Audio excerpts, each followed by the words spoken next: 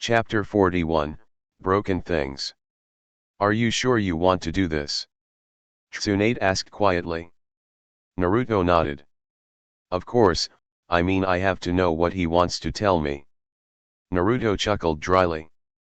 Besides, how often do you get an invitation from a dead man? Tsunade shook her head. You have a very weird way of looking at things, Naruto. She nodded to Ibiki. Let's get this over with. Hi Hokage-sama. Ibiki pressed a button and the elevator doors shut. He pressed another and they began to move downward into the earth. The three of them were silent. Naruto had never been to Umbu headquarters before. The reason he was there now was certainly an unusual one. You might say he was there by invitation, just not one from the Umbu. He looked at the red signal lights as they flashed the different levels. The lights flashed until they came up on the very last one, B5 sublevel 5, also called the Hole. This was where the Umbu kept the absolute most dangerous prisoners. The elevator doors opened to a small barracks. 4 Umbu were standing at attention as he, Ibiki, and Tsunade stepped off. At the other end of the barracks was a thick steel door with a heavy lock. Next to the door was a large desk with 6 monitors mounted on the wall. On the desk was a single red button underneath a glass case. A man sat in the chair at the desk looking at the monitors. Naruto took a quick look. You don't have any guards patrolling the hall? He asked Ibiki, who shook his head. No, we don't want to risk a hostage situation. Ibiki nodded to the monitors. If we see any sign of trouble we press the button. The button's a general alarm. Naruto asked. No, it activates a contingency plan. Naruto waited but Ibiki didn't elaborate. Alright, I give. What does the big red button do? Ibiki opened the armored door. It fills the hall and cells with cyanide gas, which is lethal within 5 seconds. Naruto paled a little. Good thing to know you won't use something like that with the Hokage down here. Ibiki and Tsunade both looked at him. Naruto got a bad feeling but decided not to say anything else. Once they entered the hall, the metal door was shut and locked behind them. Walking down the dark hall, they stopped at cell door 512. Taking out a key, Ibiki opened it up. Inside was a bare 10-foot by 10-foot room with a cot, a sink, and a toilet. And oh yeah, a prisoner bound tight in shackles and iron chains. He was sitting on the floor as leisurely as his circumstance would allow. He was actually smiling. Company, how lovely. You will excuse the mess, I hope? I'd have cleaned up if I had known you were coming. Naruto took one step into the cell. He looked relaxed but was ready to use a jutsu if the prisoner tried anything at all. You asked to talk to me. Well, here I am. He chuckled. Here you are, I am honored. If you are just wanting to joke, we will leave right now. Tsunade snapped. Unlike you, Naruto actually has things to do. You have been tried in absentia and condemned to death. You are a dead man awaiting execution. In a few hours you will be taken to your Mist Umbu escort and begin the journey back to your home village. Ibiki reminded him. Kisame laughed. Yeah, I always wanted to see the village hidden in the mist again. But under different circumstances. They'll probably have my execution in the stadium and sell tickets to it. In any case, you only have a few hours until you depart. Ibiki said. Do you wish to use that time productively or waste it? He laughed a bit rudely this time. Oh, I'd love to put my time to a more productive use. Though I doubt the young ladies of this village would approve. Naruto sent him a disgusted look and turned to leave. What a waste of time. Have a good execution. Nice ring. Naruto froze. Slowly he turned back around. On the ring finger of his right hand he had a ring with the etched symbol of the vermilion bird. Thanks, Itaka didn't say anything when I took it. Spoils of battle, you know. Kisame chuckled. You really took his arm, didn't you? Yeah, I did. But I had plenty of help from my team. Kisame shook his head. Unless you had a son in helping you, it's still amazing. Kisame looked Naruto over carefully. Itaka thought you would be a very difficult opponent, me not so much. I guess he knew better. You've got guts kid and you've talent, if you didn't have the Kuwabai stuck inside you we might try to recruit you. No thanks, I can't be Hokage if I'm a missing nin. Is that your goal kid to be Hokage? Naruto nodded carefully. My dream is to be the greatest Hokage my village has ever known. Well that's too bad. Kisame smiled. Unless the lady standing there decides to retire early or croaks I don't think you're going to get there. Watch your mouth. Tsunade said menacingly. Hey. I'm just trying to give the kid some good advice since he's earned my respect by facing down Itaka. He looked at Naruto again. The message I wanted to give you kid is really simple, have fun. Naruto stared back at him wondering what sort of joke this was. Have fun? That's what I came all the way down here for. Kisame nodded. That's right. Eat candy, play with puppies, kiss girls, slaughter your enemies, you know, fun. Try and really enjoy life as much as you can. Since you don't have more than 3 years. Naruto frowned at the man bound up in chains. You know you're not in a very good position to make threats. Kisame laughed. Oh, I won't be the one who kills you. You'll outlive me for sure. But my organization is powerful and committed and we will never let you go. So long as Akatsuki functions you will be our prey and we will hunt you down and take what is inside of you. You have 3 years kid, at most, so enjoy what time you've got. Why 3 years? Naruto asked. Honestly? I have no freaking idea, I just know that there's a time limit and that's it. So a bunch of criminals want me dead. Naruto shrugged. Well thanks for the warning. Naruto, Tsunade sounded worried. Don't take this lightly. We have a list of their members now thanks to our interrogations.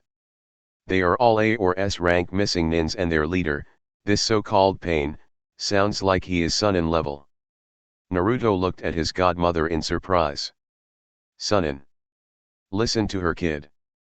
Pain recruited Itaka by beating him, and from what Itaka told me it wasn't even a contest. This leader of yours was that much stronger than Itaka. Naruto looked and sounded just a little nervous. That's right. Kisame stated. And that's who will never let you go no matter what. Pain is the Akatsuki and he is determined to have the 9 tails whatever the cost. I see. Naruto said calmly. It sounds like I'm going to have to kill this Pain or else he is going to kill me. Kisame nodded. That's about what it comes down to. Naruto slowly nodded. Thank you, that's actually good information to have.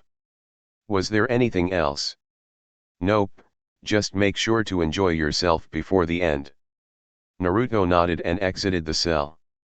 Ibiki shut and locked the door and soon the 3 of them were walking up the hall again. You know Naruto, if you'd like to take some time off of active duty all you have to do is ask. Tsunade said quietly. But Naruto just shook his head. No way, I'm a jonin not a scared kid. I'm not going to run away and hide. Tsunade sighed. She hated it, but after the losses from the battle she really couldn't spare him.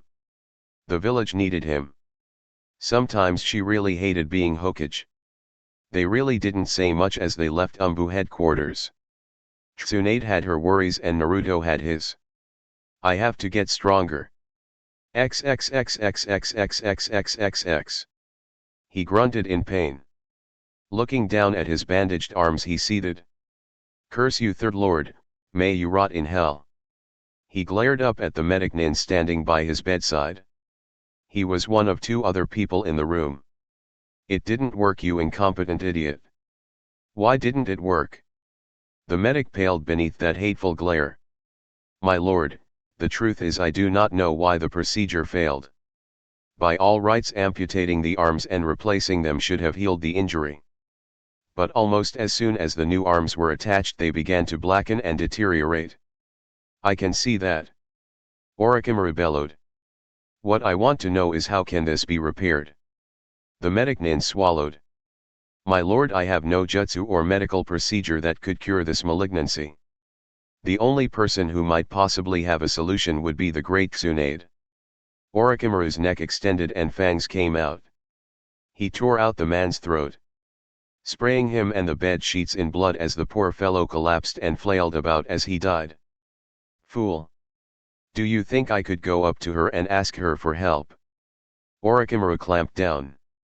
Yelling at a corpse on the floor wouldn't do any good. He should yell at someone who was still alive. Karen! Come here.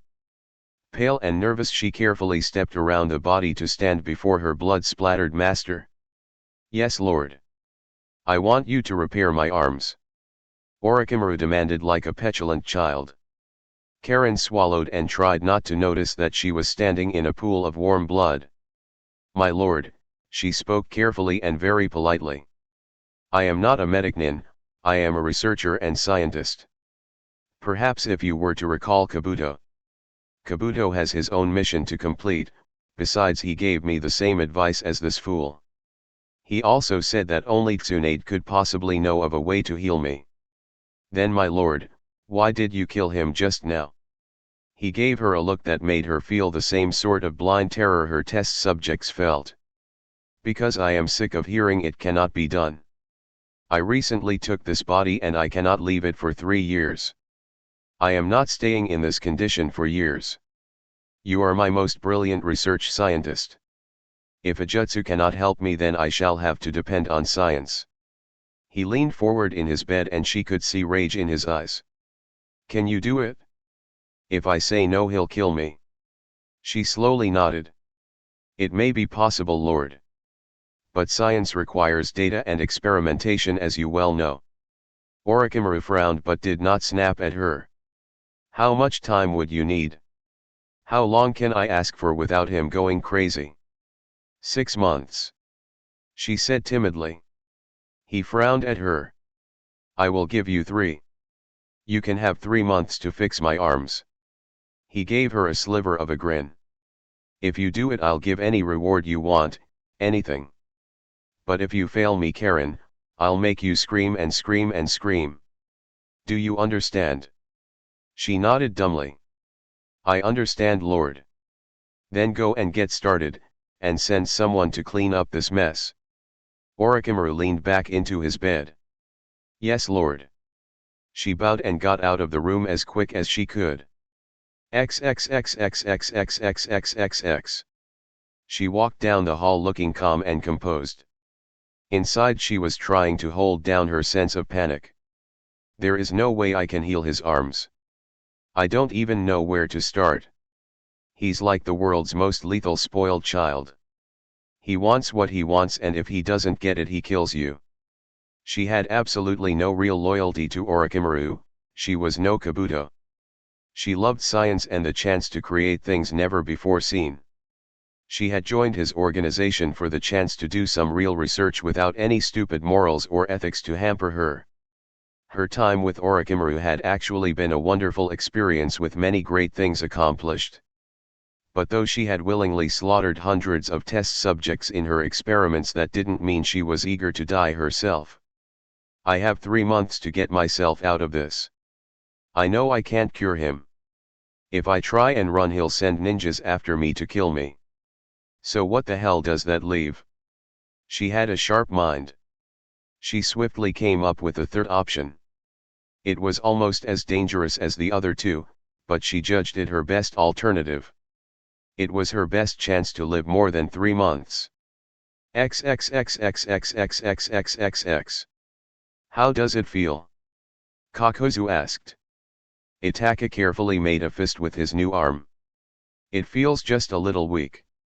That is normal. In a few days you won't be able to tell the difference. Itaka gave his fellow Akatsuki member a formal bow.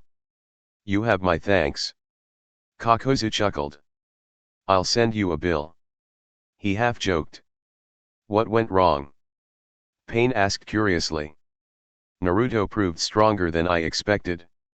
He was able to hold us off until help arrived. Pain frowned slightly. It's not like you to fail Itaka.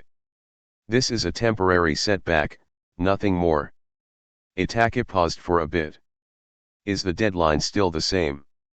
Of course, Pain replied. That has never changed. Even though the one tail is dead. Pain nodded sharply. The weapon can be reconfigured to use the chakra of the 8 remaining Biju. Everything remains within reach. Everything remains on schedule. We will succeed. He looked at Itake coldly. You have failed your mission and even lost your ring. You will have only one more opportunity.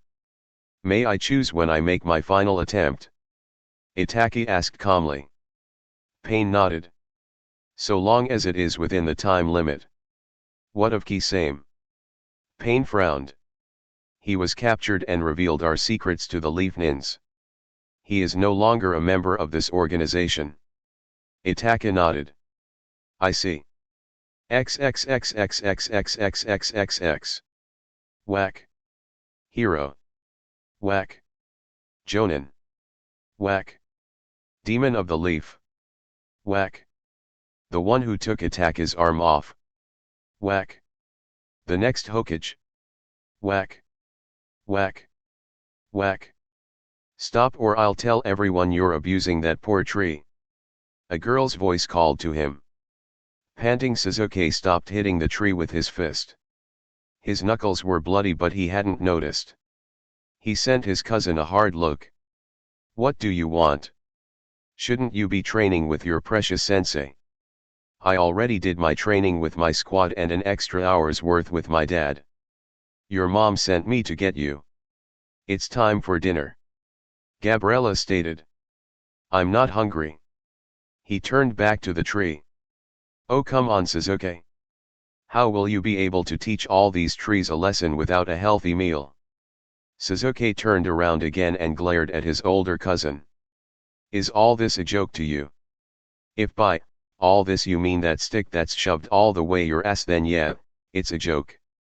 What the hell is wrong with you? Ever since Itake came back you've been even more of a jerk than usual. Well, what do you expect? Sasuke barked at her. He came back here to go after Naruto and Naruto actually beat him and took his arm. Sasuke clenched his fists in frustration. So? What? What do you mean so? Gabriella shook her head. Would you have been happier if he'd killed Naruto or captured him instead? Sasuke honestly didn't know. He hated Naruto and wanted to be the one to save the village from him. But if Itake did it, the village would be saved, but wouldn't that make Itake a hero? No, Sasuke finally said. But he killed our father and I should be the one to kill him and avenge your father. And if Itake were in the village he should have come after me instead. Oh I see, I guess Naruto should have just lain down and waited for you to come to his rescue. Gabriella sent him a harsh look of her own. Get over it Sasuke. Naruto is a powerful ninja. Deal with it already? You don't like him, I get that. But you're starting to go way past rivalry. I'm really starting to think you'd like to kill him. And she saw it? Just for a second. A look of bliss crossed his face. It was gone in an instant, but it had been there. Of course I wouldn't. He's a comrade. I'm just upset that he did something I wanted to. He suddenly gave her a little grin. Come on, I think I am hungry after all. Sure. Gabriella slowly nodded. XXXXXXXXXX. Tsunade smiled at the 5 genin she had hand-selected to give some instruction to. They were all young and had talent. She was sure they would do very well. Her one regret was that her duties as Hokage would keep her from spending as much time with them as she would have liked. She saw 2 of them were having an animated discussion. Kabuto and Noval were best friends and would no doubt push each other to become excellent medic nins. Niji seemed relaxed and calm, ready to do his best. Beside him was Hinata, her apprentice and assistant. Hinata was already much further along than anyone else. She would actually help with teaching the others. If time allowed she would give Hinata some one-on-one training later. And then there was her last selection. Thank you so much for this opportunity Hokage-sama. Sakura said eagerly. Tsunade nodded. Well, a former student of mine recommended you for this. Uchiha Ikula isn't one for just handing out compliments, but she was raving about your skill level. So I just had to see for myself. Ikula-sensei said that. Sensei raved about me. Sakura sounded very happy. Knowing Ikula, Tsunade could understand why. She certainly did. Looking at the five of them, she was eager to get started. The door to the classroom opened and in charged Shizuan. Lady Tsunade. We have just received this. She hurried over to the Hokage waving a single sheet of paper about. Tsunade took the paper from her and read through it. She paled. She looked nervously over to her apprentice. Hinata. Yes, Hokage-sama. She answered. I have something I have to take care of. Could you take over the class? Hinata looked a bit nervous but nodded. Hi Hokage-sama. Thank you Hinata. She left the classroom to return to the tower. She glanced at the report again. Once more she found herself hating her duty as Hokage. Chapter 42, Legacy of the Uzumaki. You look so pretty Naizen. Alisa said happily. Naruto managed a very weak smile. Growing up he had always wanted siblings. Brothers and sisters to play with and hang out with. When he'd suddenly had Alisa added to the family he'd been very happy and welcomed his new Imuto with open arms. He was still very happy to have her in the family. It was kind of sweet the way she looked up to him and tried to get him to play with her. But he was discovering that having a little sister could have some drawbacks. Well, thank you Alisa-chan. But you know boys aren't supposed to be pretty. Though he said it gently, gloom filled her face. Does that mean you don't like it Naizen? He smiled at her. Of course I like it Alisa-chan. He reached out and rubbed the top of her head. She blushed and her happy smile came back full force. I guess this is part of what an older brother does, humiliate myself to make my Imuto smile. I wonder if Kakashi Naizen ever felt that way playing with me when I was little. He had a sudden mental image of being 4 or so and riding Kakashi's back like he was a horse. Nah. I bet he enjoyed it as much as I did.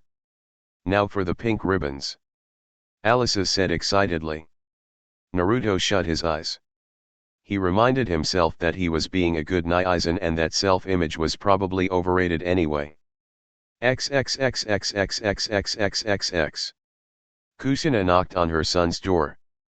Naruto-kun, can I come in? There was a pause. Only if you promise not to laugh. Naruto said. What? You can only come in if you promise not to laugh, Mom. All right son, I promise. He had never asked for that before. Can I come in now? Sure Mom. She opened the door and entered her son's room. Naruto-kun, the Hokage's office just called and they need. She stopped. She looked at the scene in front of her eyes. She slapped both hands over her mouth to keep from roaring out in laughter. Mom, you promised. Naruto sounded upset. Ka-san. Alisa chimed in. Doesn't Naizen look pretty? She nodded her head agreeing with both of them but kept her hands over her mouth. There sitting on the floor was her nearly 13-year-old son. He was a jonin, a hero, and one of the most powerful ninjas in the village. Standing behind him was Alisa proudly displaying her handiwork. Somehow she had managed to get Naruto's spiky blonde hair enough under control to braid it. Naruto had 6 braids, each with a pink ribbon at the end. Being Ninja, Kusina had great self-control. She was finally able to take her hands away with a relatively straight face. Oh, I agree Alisa-chan, Naruto-kun is very pretty. Her lips twitched a bit but she didn't laugh. Alisa looked very proud while Naruto sent his mom an unhappy look.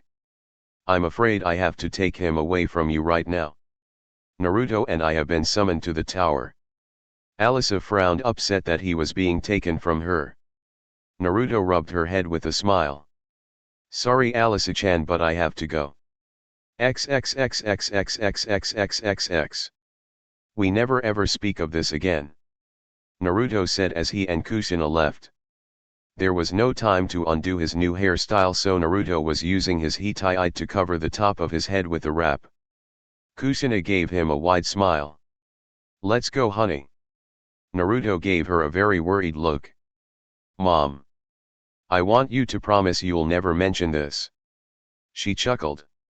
Oh, I'll just bet you do. Muum. Naruto whined.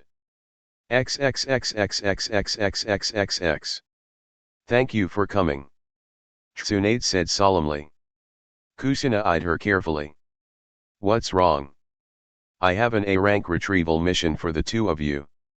Kushina raised an eyebrow. Just me and Naruto? Or do you mean just our two teams? I mean just you two. Tsunade took a deep breath. The request is from Uzumaki Saishu. Kushina's back stiffened. Uzumaki. Naruto sent a confused look to his mother and then to his Hokage. Kushina sent her son a smile. Naruto-kun, could you give the Hokage and me just a minute alone, please? Kushina, Tsunade said unhappily. He has a right to know, he is an adult. Kushina wore a stern look. He has no reason to know about him. Mom, Hokage-sama, who is he? Naruto asked. Do you want to tell him or should I? Tsunade asked. Frowning, Kushina looked at her son. Technically he is my uncle. So technically he would be your grand-uncle, Naruto-kun. I have a grand-uncle. Naruto said excitedly. Mom, why didn't you ever tell me about him? You said I didn't have any relatives on either side of the family. It's complicated, Naruto. Naruto frowned and crossed his arms. What do you mean it's complicated? If he's family, why haven't you ever told me about him? Because he is not family, Naruto-kun. That's why I never mentioned him. She turned to Tsunade. You should have spoken to me about this in private. Whatever he wants, the answer is no. He made his choice a long time ago. Tsunade looked at her friend sadly and handed her the report. Please read this. Kushina took it and read. As she did so, her anger softened just a bit. I see, so he's dying. He's dying. Naruto said in surprise and sudden disappointment. Mom, we have to go see him then. No, Kushina said flatly and laid the report down on the desk. We are not going, and that is final. Naruto grabbed the report off the desk. Naruto. Let him read it. Tsunade commanded. He can decide for himself if he wants to go. What? Kushina said sharply. Tsunade gave her old friend a neutral expression. She didn't speak to her as a friend or as Naruto's godmother. She spoke as Hokage. If you want to refuse this assignment, you have that right. This is not an S rank. But Naruto can accept it if he wishes to. You are not sending him out there alone. The mission request was very specific. Saishu asked that no one but the two of you be sent. And given the location, a small inconspicuous force would be best. Drawing the wrong sort of attention would be disastrous. Do you know how dangerous this will be? Kushina wanted to know. Why do you think I'm assigning it an A rank? Tsunade said. Naruto is a jonin. As such, he would be expected to be able to handle some A rank solo. Tsunade hated when her duties as Hokage went against her wishes as a friend and godmother. Whatever, Kushina thought this was a worthwhile mission. She couldn't sweep it under the rug simply because of Kushina's feelings or because of concern for Naruto's safety. What does he mean the retrieval object is the legacy of the Uzumaki clan? Naruto asked. Tsunade shrugged. I have no idea. I would presume it to be some heirloom, your mother likely knows. Kushina frowned. It's nothing of any great value. Certainly nothing worth the risk. Naruto looked at the Hokage. I'm taking the mission. Naruto. Kushina said sharply. I'm taking the mission, Mom. Naruto replied firmly. I want to meet him. and if he's really dying then I have to do this. Tsunade nodded. It's a long way to Whirlpool Country. Be ready to leave by 6 a.m. tomorrow. Naruto nodded. Hi Hokage-sama. Seeing that stubborn look on her son's features, she knew there was no changing his mind. All right Naruto, if you're determined to go I'll come with you. XXXXXXXXXX.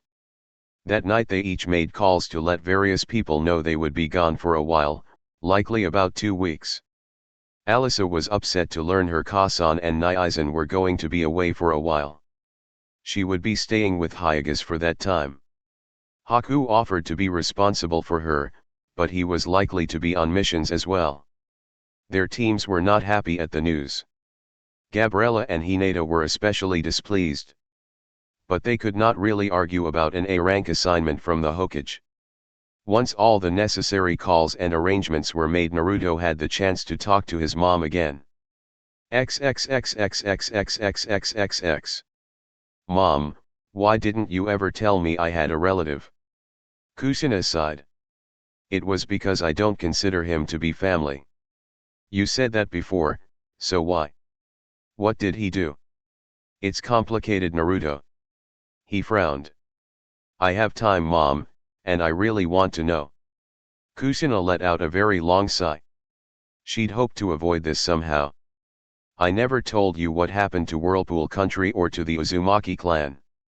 Naruto shook his head. All you ever said was that they were both gone. Kushina nodded. Whirlpool was a very small and poor country with the bad luck of being stuck between the lands of Earth and Waterfall. Whirlpool was basically a city-state centered on a ninja village on the coast.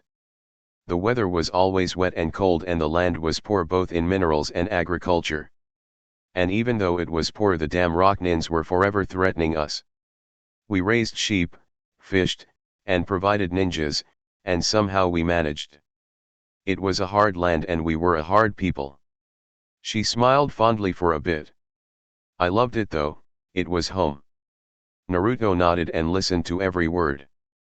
The Uzumakis were one of the founding clans of Whirlpool Country. We were never rich, but we were respected for the high quality of our swordsmanship and ninja. For as long as there had been an Uzumaki clan, we had led the fight to protect and provide for our home by the sea. She sighed sadly. Then the Kyuubi came. The Kyuubi? Naruto said. The Kyuubi attacked the village hidden in the whirlpool. She shook her head. Not directly, it never came near Whirlpool. But its power was such that every strike of its tail could flatten a mountain or make the earth shake. When the Kyuubi came, the land was racked by natural disasters. Even lands the Kyuubi never visited suffered. A terrible earthquake struck the village and most of it fell into the sea. What little of it remained on the land was flattened and most of the people killed. In a single day the village and the country were gone. We were too few and too poor for there to be any chance of rebuilding. Most of the survivors left and the land of Earth simply added the territory to its own. While this was going on, I was here, of course, giving birth to you. The only member of my clan to survive was my uncle Saishu. The Kyuubi did that. Naruto said quietly. Naruto-kun, she kissed her son's cheek. There's no need for that look. You already know you are not the Kyuubi. He gave her an appreciative smile. I know Mom, thanks. So why didn't you try to contact him? Her green eyes flashed. I did. She said flatly. I didn't learn what had happened until a couple weeks later. I had just recovered from the birthing, Tsunade and Shizen had gone, and feelings in the village were still running high. I could really have used my uncle's help, not just in protecting you but just for his support and company. It would have made things much easier for me to have had family here. I wrote to him and pleaded for him to come to Konoha. Naruto could see his mother's anger rising. So he never wrote back. Oh, he wrote back all right. Kushina said, voice coldly furious. He told me his duty was to remain in Whirlpool Country and preserve the Uzumaki clan. He asked me to abandon Konoha and bring you to Whirlpool. Naruto thought about that. Why didn't you? What? Kusina stared at him in surprise. Naruto shrugged. Well, since so many people hated me, why didn't you leave? She shook her head. Because even if some people hated you, you were the son of Namikaze Minato. You were Minato's legacy, the heir and future leader of Namikaze. Your destiny was always here, son. And here I at least had Kakashi, Sarutobi, and the Hyagas, and occasionally Tsunade, Shizuan, and Jiraiya. I had this mansion and the aid of the Hokage and the Umbu in protecting you. Against all that, my uncle wanted me to take you to a shack in the middle of an empty country infested with rocknins. If they had even suspected you were the Minato's son, they'd have sent an army out to kill or capture you. She gave Naruto a flat look. So tell me, son, which way should I have gone? Oh, you definitely made the right choice, Mom. So glad you agree. So you just wrote him the one time? Kusina shook her head. Son, I wrote him dozens of times. I sent him pictures of you and tried to convince him that his duty was to his living family members. But he felt his greater duty was to remain in Whirlpool to try and honor the clan's memory. Finally I gave up and stopped writing him. So far as I was concerned, he'd abandoned us and was no longer family. She looked at Naruto intently. That's who we're going to see, Naruto, a man who cared more about the dead than the living. Still want to go? Without hesitation he nodded. Yes, even if he did all that, I still want to meet him and get to know him if I can. Naruto paused. You forgave the people who hated me. Can't you forgive him too? Kusina planted her hands on her hips. Those people were strangers. Saishu was family. He had a duty not just to me but to you as well. He abandoned us, and for that I can never forgive him. Naruto sighed. I still want to meet him. Kusina shook her head, defeated. Then let's get some sleep, it's going to be a very long trip. Chapter 43, The Last Uzumaki. On her belly she crawled forward to the top of the hill. The thick grass provided her with good cover. It was just before dawn and the sky was beginning to lighten. Careful to avoid any sudden movements, she brought the binoculars to her eyes and looked out. About a couple miles away was a small rough-hewn fort. There was a wooden stockade around a few basic buildings. She saw a command post, a barracks, and what was probably an arsenal. From the size she estimated the garrison could not possibly have been more than 20. At the very center was a flagpole. In the gusting wind she could see the symbol of the village hidden in the rocks. This is it? They're occupying my whole country with just 20 ninjas in a wood fort. She wasn't sure if she was more relieved or insulted. She crawled away from the crest before standing again and meeting Naruto at the base of the hill. They had been traveling 5 days to get here. At her insistence they had picked up a change of clothes in Waterfall. They both wore spotted green and black cloaks along with greenish-brown pants and tunics. She had tied up her extremely long hair into a ponytail and stuffed it down the back of her cloak so no one could see it. Naruto had picked up a light brown rag which was tied around the top of his head to hide that distinctive blonde hair. Both their Hittites were hidden away now, though for different reasons. Leaf ninjas were not welcome in Earth territory, but there was an actual law that the Whirlpool insignia could not be displayed. The idea that she was forbidden to display her Hittite in her home country made her furious, but the mission required them to be anonymous. So for the duration of their time here they would pass themselves off as common mercenaries or bandits rather than as ninja. The information we got looks to be correct. There's one small fort here, Kusina said quietly. If the rest of the intel is accurate, they mostly patrol the border with Waterfall and don't bother much with the locals. Naruto looked a little surprised. That's good, isn't it? She nodded. Then why do you look like you swallowed a lemon? She chuckled dryly. Naruto, how would you feel if when we went back to Konoha you found a bunch of sound nins acting as though they owned the place? He tried to picture that image in his head. As soon as he did, he let out a low growl. She nodded. Let's stay vigilant. Just because they don't do it regularly doesn't mean they won't send a patrol inland. She took a deep breath. Now let's go. So we're finally going to meet Saishu. She nodded. We will, but there's something I need to see first. XXXXXXXXXX. It had never been even a third the size of Konoha. It had never been anything but a small walled village by the sea. As she looked about, it was hard to be sure what anything was. Nothing had been left standing, not even a single wall. She would look at a pile of rubble and think it might have been a friend's home or a favorite restaurant, but she could not be sure. She'd been told that the old village had been abandoned, that the few remaining survivors who had not left lived in a small settlement a few miles away. As they went, they disturbed some rabbits and a few gulls. The grass was growing in what had been the streets and the yards. As they walked around the rubble, a light rain began to fall. She looked at her son, who was walking close beside her. It rains here almost every single morning, she said a bit wistfully. She looked up at the gray sky and let the gentle rain wash her face. It's always cloudy too. If you have 30 clear days in a year, that's a lot. Gloomy, depressing place, she muttered. Naruto could see she was unhappy. Are you all right, Mom? She nodded. Just a lot of memories. They continued to walk slowly through the debris-filled street. Kusina let her eyes wander about. The destruction was so complete. What must it have been like?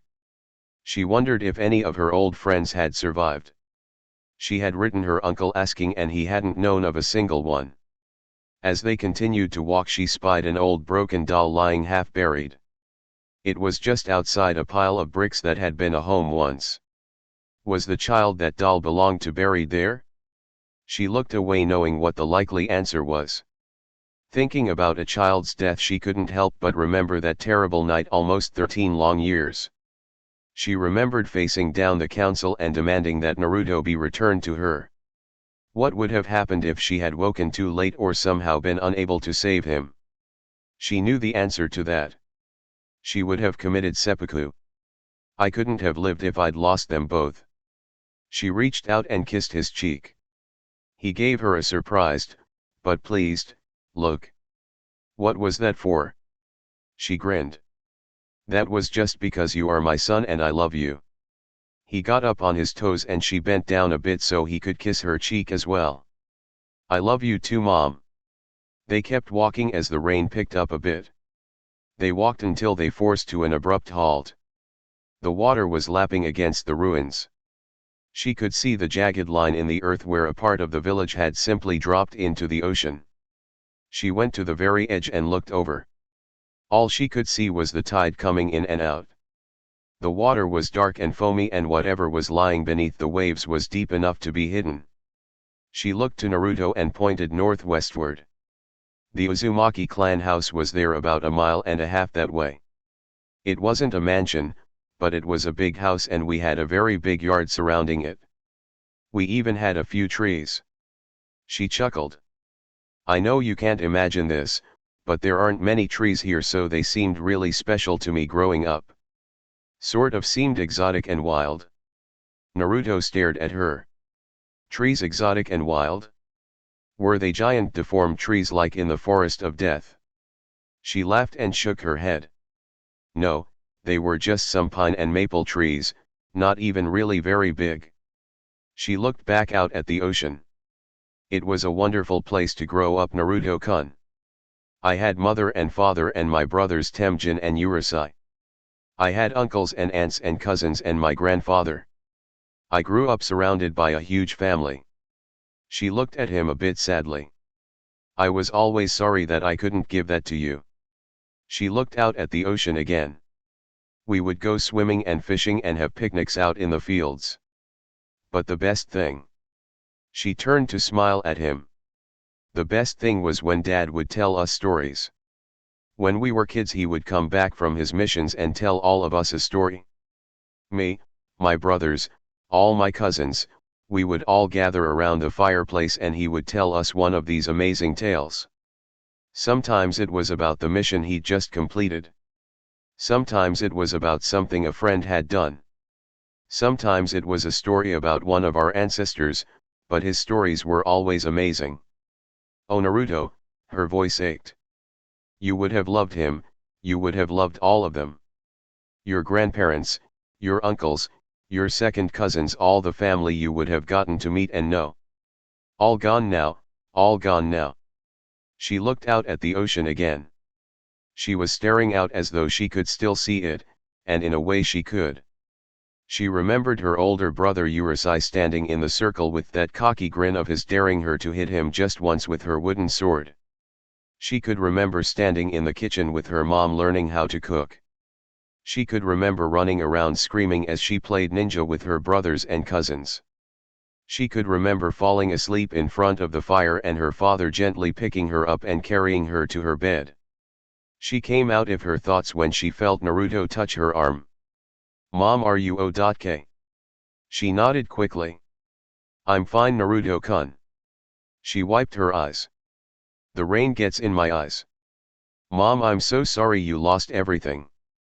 I didn't. She put her arms around him and embraced him. I lost a lot, but the most important thing I still have. She kissed his forehead and squeezed him as tight as she could. Let's go. XXXXXXXXXX. The settlement was about 3 miles west of the old village. Kusina was very careful to observe it undetected. Though she longed to go and see if there were any familiar faces, it was too dangerous. If someone recognized her and decided to go inform the rock nins, that would lead to serious trouble. Even using a henge, just the report of a couple strangers appearing might be a problem. From her cover she looked things over. It was depressing to think that this was what remained of a once proud nation. There were only about 24 structures, most of them were simple thatch huts with just a couple made of brick. They were just scattered about, there were no discernible streets or order. If there were even 200 people present, she'd have been amazed. Was this really all that was left of her country? Which one is his? Naruto whispered excitedly. None of them, she whispered back. We just came here to get our bearings. According to the report, he lives in his own home a couple miles west of here. Then what are we waiting for? She looked at him carefully. You're really eager to meet him, aren't you? He nodded. Of course. She sighed. I just hope you're not too disappointed. XXXXXXXXXX. The rain had stopped. He stepped out of the hut and stretched his weary body until he heard some cracking. He would go and do some fishing, though he didn't really need to, he had plenty of food, but it was at least something to do. As he got his tackle box, he sensed people approaching. He put the tackle box down and put a hand on the handle of his katana. Standing just outside the entrance to his hut, he watched as 2 people approached. They were both wearing green and black camouflage-style cloaks. He felt a great fear and hope rise up in his chest, and the feeling seemed to double when he recognized Kusina. XXXXXXXXXX. Mom. Is that? She slowly nodded. That is your grand-uncle Naruto. She said without enthusiasm. Come on, let's get this over with. She approached him with a slow, steady gait. He simply stood there calmly waiting for her. Naruto was a bit confused as to what to do. His impulse was to go up and give the man a hug, but he didn't know if that was the right thing to do. The man was obviously a good bit older than his mom, probably around Jireya's age. He had on a plain gray cloak with khaki-colored tunic and pants underneath. His face was serious and his green eyes seemed to jump from him to his mom and back again. He had a full head of mostly gray hair, but with a slight fringe of red in it. On his hip he carried a katana and had pouches on his belt. He was standing outside a simple thatch hut like others he had seen in the settlement. His mom came to a halt about 2 paces from him and stood there. Naruto was very excited but decided to let the 2 of them talk first. The older man opened and closed his mouth a couple of times. Finally he took a deep breath and spoke. Hello Kusina. Uncle. She said flatly. He opened up his arms but she did not move an inch closer. He slowly lowered them. Still angry, I see. She nodded her head once. You might say that. He looked hopeful. Well, you can't be too angry since you did come. But she shook her head. I didn't want to come. I am here because Naruto would have come alone otherwise. Saisha turned his full attention to the young man standing to Kushina's right. Naruto, he opened his arms again. Would you like to give your old uncle a hug? Sure. Naruto immediately went forward and shared an embrace with him. Kushina frowned but did not say anything. After their hug, Saisha took a step back. Here, now let me look at you. He looked Naruto up and down and smiled. You really are the absolute spitting image of your father. Naruto grinned and rubbed the back of his head. Gee, thanks. It's so good to finally see you, Naruto. I have pictures of you as a baby but nothing else. Hearing a complaint, Kushina spoke sharply. And whose fault is that? If you really wanted to see him, you could have visited him any time you liked. Saisha looked at his niece and let out a deep sigh. I did not feel that I could leave Whirlpool, you know the reasons why. A little color filled her cheeks and her anger tipped the edges of her words. I know, you had to stay here to honor the memory of the clan. You were worried about the dead while your living family went ignored. You are right. He said quietly. I did stay here to honor our clan's memory, and perhaps I ignore the duty I had to you and your son in favor of the other.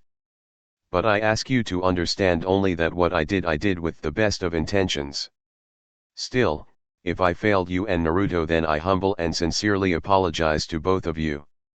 With that, he gave each of them a deep bow. I ask you both to forgive me. At his words, Naruto smiled and Kushina stiffened. That's all right, grand uncle. I forgive you, and I'm sure mom does too. Naruto. Her son jumped at the sharpness in her tone. Don't speak for me. She focused on her uncle. I don't forgive you, uncle. I lost my husband, and except for a very few friends, I was alone in a foreign land surrounded by people who hated and wanted to harm my son. I needed you. I needed my family there to help me. You refused. You made my burden that much heavier, and what was worse, you denied my son your wisdom and protection. If you think that can be forgotten or forgiven with a simple apology, you are very sadly mistaken. Mom. She shook her head. We're here on a mission to retrieve an item. Go ahead and give it to us so we can be on our way. But Mom, we just got here. Naruto argued. It doesn't matter.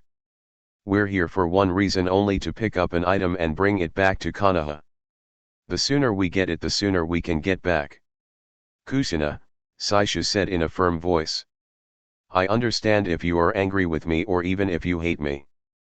But I am still your son's only living relative. Surely you can just stay a few days to give him a chance to get to know me. She looked at him with open anger. If you really wanted to get to know my son, you could have visited him at any time. If he is a stranger to you, that is your own fault. Saisha nodded. I won't deny that. And if I could have the years back, I would do things differently. But I beg you, my brother's daughter, to allow me to do what I can with the time I have remaining. Kushina eyed him carefully.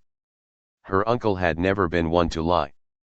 He obviously looked far older than she remembered, and he did seem pale. I know some medical jutsus.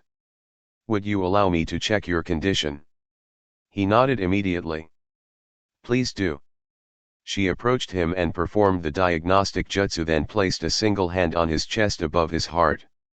One moment was enough to tell her all she needed. She pulled her hand back and looked at him. There was still anger there, but it was blunted by regret. I am sorry, uncle. He nodded. That's all right, I've known for a while now. He took a very deep breath. Kushina, I truly am sorry that I was not there for you when you needed me. But please understand that in my own way I did what I thought was right. He looked over at Naruto. Kushina, I beg you, let me have the chance to get to know your son before I die. Please allow me to do at least that much. Naruto looked at her. Mom, please. Let's stay for just a little while. She shut her eyes and let out a breath. One day. She opened her eyes and gave both of them a firm look. We will stay one day, uncle, and leave early tomorrow morning. Just a day? Mom, can't we? Please don't argue on my behalf, Naruto. He gave Kushina another bow. I am truly appreciative that I am allowed even that much time to try and set right what I can, with you and with your mother. He had a small grin. Are you hungry? A little. Kushina admitted. I'm starved. Naruto said. What is there to eat? Saisha smiled. I have plenty of salted codfish, fresh rice, and fish sauce. Naruto blanched. Fish sauce? Yuck. Saisha looked at his grandnephew in surprise. Haven't you ever eaten rice with fish sauce before? Naruto shook his head energetically. No, definitely not, and I don't eat fish very often. Saisha looked at Kushina. You've never made him cod with rice and fish sauce. She actually looked just a bit embarrassed. Konoha's not by the ocean, you know. XXXXXXXXXXX. Naruto stayed away from the fish sauce while the two older ninjas poured it all over their rice. Nearly all the conversation over the meal was between Saishu and Naruto as they tried to make better than 12 years disappear and get to know each other. Naruto was eager to tell him about all his jutsus and how he had fought against the recent invasion. But what Saishu kept asking about was what it had been like for him growing up. He wanted to hear about Kakashi and Hinata and Shikamaru and Lee and Kiba.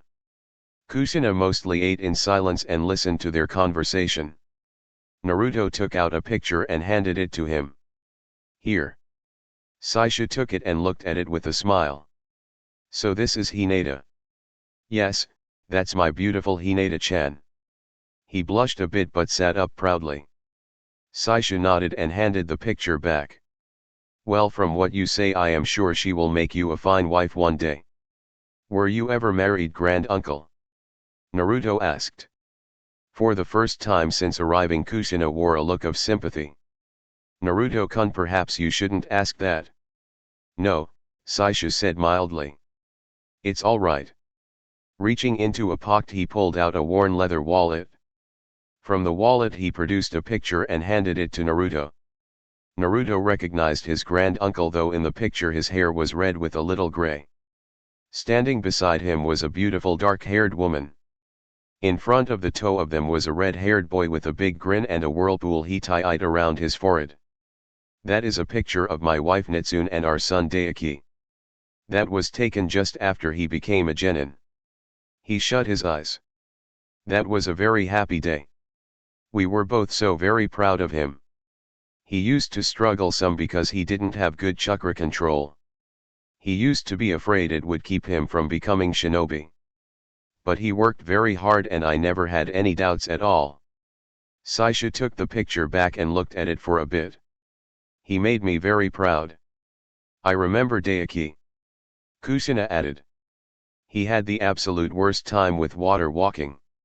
She looked at her uncle. Did he ever finally get it down? Saisha slowly shook his head. No, not really. But I'm sure he would have, if he'd had more time. He slowly and carefully put the picture back into his wallet. I wasn't here when it happened. I was out of the village on a minor mission. When I came back. He stopped for a while and neither Naruto nor Kushina knew what to say. He turned to Kushina. I wasn't here with them, and I just couldn't bring myself to leave. It would have felt like I was abandoning them. He shook his head. I suppose that doesn't sound like much of an excuse, does it? Kushina said nothing. Here, Saisha got up from the table. Since you've agreed to stay for the day, I may as well give it to you now. He went over to a placemat in the floor and pulled it aside. It revealed a dirt floor. With his hands he pushed back the dirt to expose a locked wooden door. He ran through a few hand signs and touched it, the door popped open. Reaching in he pulled out 2 items. What are you getting? Having had his fill of salted cod and white rice, Naruto had gotten up from the table as well, as had his mom. The legacy of the Uzumaki clan and the payment for your mission. Saisha replied. Do you really have it? Kusina asked curiously. How could you have gotten it? I mean, it would have been sealed in the basement safe at the clan house. It was. Saisha said. I used the water-breathing jutsu to search for it. It took me over 2 years just to find the house. Then it took 7 more of digging, searching, and moving rubble. But I finally found it. Turning around, he held out a sheathed katana to Kusina. She took it from him and carefully pulled out the blade. She read the name etched into the blade. Uzumaki Hagasa. Naruto looked at her. Guardian of the Whirlpool. Kusina nodded. That was the name taken by the founder of the Uzumaki clan. Almost reverently she slid the sword back into its sheath. This katana is over 300 years old and represents all that the Uzumaki have stood for. Yes, Saisha said sadly. I had to recover it, I could not bear the thought of it being lost forever. He took the blade from Kusina and held it lovingly. This blade has come full circle. It was held in the hands of the man who created our clan and was the first Uzumaki. Now it rests in my hands as is fitting, for I am the last Uzumaki. Chapter 44, Uncle Saishu. But Grand Uncle. Naruto said. You're not the last Uzumaki. Not with me and my mom here. Saishu smiled at him. You and your mother have Uzumaki blood and our family, but you are both of the Namikaze clan now. Naruto saw his point and slowly nodded. I'm sorry, Grand Uncle, I'd change my name, but... Saishu nodded, understanding. But you want to keep it to honor your father. He reached out and put a hand on his shoulder. You're a good boy, Naruto, and I know Minato would be very proud of you. Looking pleased, he rubbed the back of his head. Thanks. Uncle, Kusina said quietly. What exactly do you want me to do with the sword? Saishu let out a depressed sigh. When I am gone, you and Naruto will be the last people with Uzumaki blood. I simply ask you to take ownership of the blade. Display it, lock it away, or put it on a shelf if that is your will. But I ask you to take ownership of it. I will. I swear it. Thank you. Once again he handed it to her. Taking it, she carefully placed it within her backpack. With that done, he handed her a small leather sack. It jingled as he handed it over. And this is the payment for the mission. She looked at him with surprise. You plan on paying for an A rank with spare change? She wasn't upset, she would pay for the mission herself if she needed to. He had a small smile. Look inside. She opened up the pouch. With a slight gasp she reached in and pulled a few of them out. They glittered in the firelight. Gold coins. Uncle, where did you get these? From the basement safe, of course. Those coins weigh almost half a pound and are probably worth a good bit more than the 50,000 ryu I offered for the mission. She dropped the coins back into the pouch and tried to hand it back to him. Keep the coins, Uncle Saishu. She looked about the small hut. There was a table, chairs, a sleeping mat, a small bookcase with books, a couple small chests, and little more. You probably need it, I can pay for the mission easily. He looked at her and lifted an eyebrow. Is that concern for your old uncle? She frowned. Don't get the wrong idea. I just don't want to leave you destitute. Reaching into a coat pocket, he pulled out a rather thick wad of ryu notes. He opened them and fanned them out to show her they were mostly in 100 and 500 denominations. I'll manage. She looked at him questioningly. Some of this was also in the safe, and when I had to, I found work. What sort of work? Kusina asked suspiciously. I was an independent contractor. Saisha said. She frowned at him. Which is a fancy way of saying you were a mercenary selling your ninja skills. Saisha crossed his arms over his chest. Do not take that tone with me, young lady. I was destitute. My needs were few and I could provide my own food and shelter, but weapons, rope, clothing, tools, those things don't grow on trees. So when I needed to, I worked doing what I was best at. What else could I have done? Written to me and asked for a loan. An extremely unhappy look covered his face. Ask my niece for a handout? I'd sooner chop off my arm. Kushina glared at him and he glared right back. Naruto coughed and got their attention. So grand uncle, what kind of work did you do? Mostly simple bodyguarding and retrieval. I did accept a few assassinations, those paid better than anything else. Assassinations? And what sort of people did you assassinate? Kushina asked coldly. Criminals only, I refused to kill anyone who was not a criminal. He sent his niece a flat look. Can you say the same, Kushina? She flushed just a bit in embarrassment and anger. That was different. I was an umbu carrying out the orders of our village. Well, I didn't have an umbu or village to rely on. I did what I had to. You did what you wanted to. I did what I needed to in order to continue searching and find the things in that safe. Was there anything else in the safe? Naruto asked. He really wanted to lower the tension in the room. Saisha nodded. I was going to save them for later, but I'll show them to you now. He went back over to the trapdoor. I think you'll like them. Reaching down, he pulled out 3 thick scrolls. Are those jutsu scrolls? Naruto asked excitedly. Saisha nodded. Yes, these are all the family jutsus of the Uzumaki. He looked to his niece. These are yours if you want them. Though frowning at him, she slowly nodded. Thank you, uncle, yes, I'll take them. Can I have a look at them? Naruto asked. Saisha looked at Kushina. At her nod, he handed the scrolls to Naruto. Naruto, you said you were a wind type, right? He nodded. That's right. I see. Saisha said.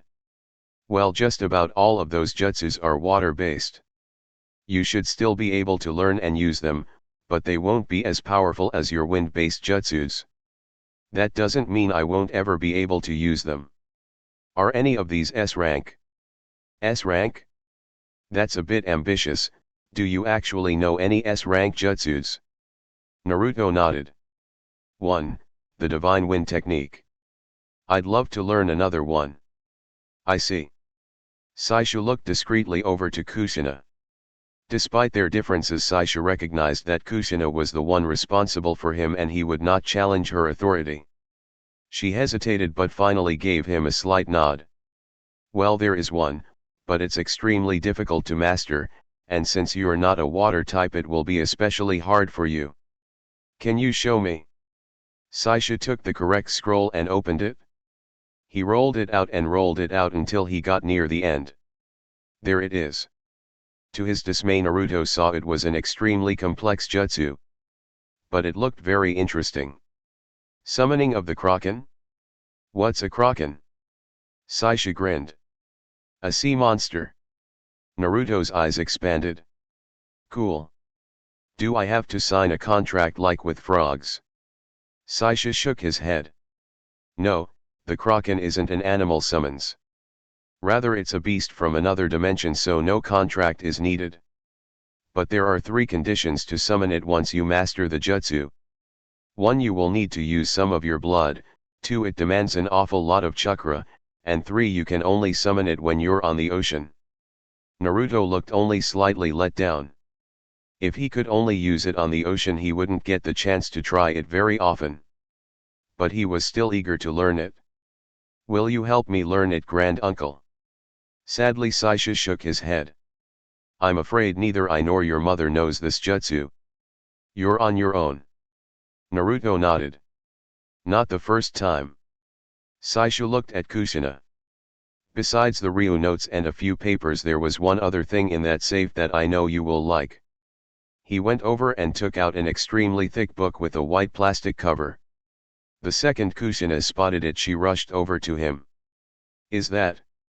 Saisha nodded. It is your mother's photo album. She gladly took it from him and opened it. Oh, it is. Naruto, come here. As soon as he was at her side, she pointed to a picture of a young couple waiting on a couch with two small boys and with a baby held in the woman's arms. That is my father, my mother, and my brothers Temjin and Urusai. Wow. That is so cool, Mom. Kusina looked at her uncle. Uncle Saisha, thank you. Thank you so much. I didn't have any photos with me and I didn't think I would ever get to see their images again. He smiled at her. You're very welcome, niece. I'm very glad if I'm able to give you at least a little something to help make up for my failing you and Naruto. She set down the book and to his surprise she put her arms around him and hugged him. Uncle, you have no idea how happy it makes me just to see their faces again. Thank you, thank you, thank you. He gladly returned her embrace. Does this mean I am forgiven? He asked quietly. She looked at him, and slowly she nodded her head. I forgive you, uncle. And I am sorry that I was angry at you. I just wanted my family with me. He nodded. I understand and I don't blame you. I am truly sorry that I was such a fool and waited so long to finally see the two of you. Naruto looked on smiling as the two of them continued to embrace for a while and to forgive each other. XXXXXXXXXX. Kusina remained in the hut wanting to look at the pictures and remember. In the meanwhile, Saisha took Naruto to a rowboat to go out and do some fishing. Kusina was happy that they were going to do the male bonding thing. XXXXXXXXXXX. So you've never gone fishing? Saisha said, not believing. Naruto shrugged. Nope. Saisha shook his head. Naruto, I know you don't live by the ocean, but there are lakes and streams in Fire Country, aren't there? Well, of course, but fishing just never came up. Well, that's just sad. It's a wonderful way to spend an afternoon and I can't believe your mother never took you. Well, we don't really do things outside the estates. When I was growing it up it was just too dangerous. Saisha looked at him. Why exactly? Your mother wrote to me that people hated you and wanted to hurt you. I didn't want to believe it as I couldn't imagine them feeling that way towards Minato's newborn son. But if you say it then it must be true. Naruto stared at him. You don't know? Saisha shook his head. No, do you? When he stopped to think about it he supposed it made sense. They had contacted each other by letter, there was no way Mom would have written down that information and sent it out. Even if she had, it would have been a violation of the Sandame's law. Naruto took a deep breath. This wasn't something he enjoyed sharing, but he wanted his grand-uncle to know the truth. Yeah, I do. You know that my father died stopping the Kyuubi. Saisha nodded sadly. Well, he couldn't kill it. The only way to stop it was to trap it in a human container, me. I'm a demon vessel and I hold the Kyuubi inside of me. Saisha stared at him. I see, and people blamed you for what the Kyuubi did. Naruto nodded. That's why I almost never left home before entering the academy and why Mom had so few friends. Saisha nodded. He set down his fishing rod and hugged the boy. Naruto, I am so sorry. I had no idea. That's all right. I should have been here to help. He shook his head sadly. Naruto gave him a big smile. It's all right, grand-uncle, at least I finally got the chance to know you. At that moment the rod jerked and was nearly pulled out of his hands. Gah! Saisha laughed. You got one. Reel him in, reel him in. Being inexperienced he helped as Naruto pulled in a decent-sized fish. He also got a good laugh as his nephew the Jonin screamed like a little girl as the fish flapped about on his lap. It was easily the most fun he'd had fishing since before the earthquake. XXXXXXXXXX. After a few productive hours they rowed the boat back with a bucket full of fresh fish. On the beach he demonstrated for Naruto the proper method of cleaning fish and tossed the scrap into the ocean. When they returned to his hut, Kusina was still sitting by the fireplace looking at pictures.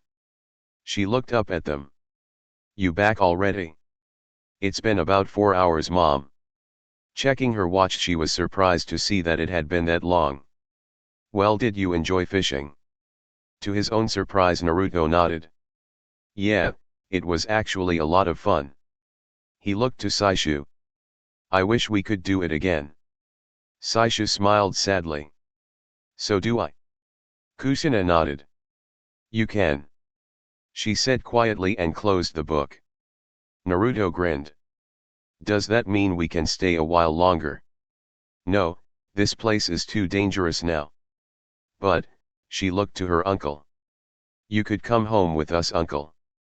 Naruto turned an excited grin to him, only to find the man looking downcast. What's wrong? You said you were sorry you didn't get to spend time with us. Don't you want to now? Naruto, Kushina, I am dying. I don't know how much time I have, but it certainly isn't very long. Kushina stood up and came over to him. So you'd rather die here all alone than in the company of those who love you? He looked embarrassed. The truth is, I'm getting weaker as time passes and I don't want to be a burden. Kushina reached out and took his hands. Uncle, you would never be that. Naruto and I would love to have you with us. Please, Uncle Saishu, we've lost so much time already. Let's not lose what time remains. You said you wanted to get to know Naruto, well, here's your chance. And I would love to have you there as well. Please come with us, Uncle. Please, Grand Uncle. Naruto said eagerly. Don't you want to meet Hinata and Alisa and Haku and Kiba and everyone else? I really want you there, so please come back with us. Listening to their appeals, his heart ached. And the truth was, he wanted to stay with them, he didn't want to be alone anymore. He slowly nodded. All right, I'll come with you. He was immediately embraced by both of them. Wonderful. Kushina stated. Great. Naruto sighed. You should know though, that I will slow you down to a walk. I can't move fast over long distances anymore. He had a lot of pride and hated having to expose his weaknesses. Naruto grinned. That's no problem.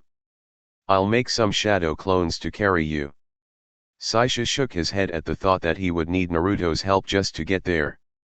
Still, he looked forward to finally being with them. All right, let's have some fresh fish, and then I need to pack a few things. XXXXXXXXXXX. Before the dawn, Kushina and Naruto waited outside the hut. They had their cloaks and backpacks, and Naruto had already created a couple of shadow clones to help his uncle.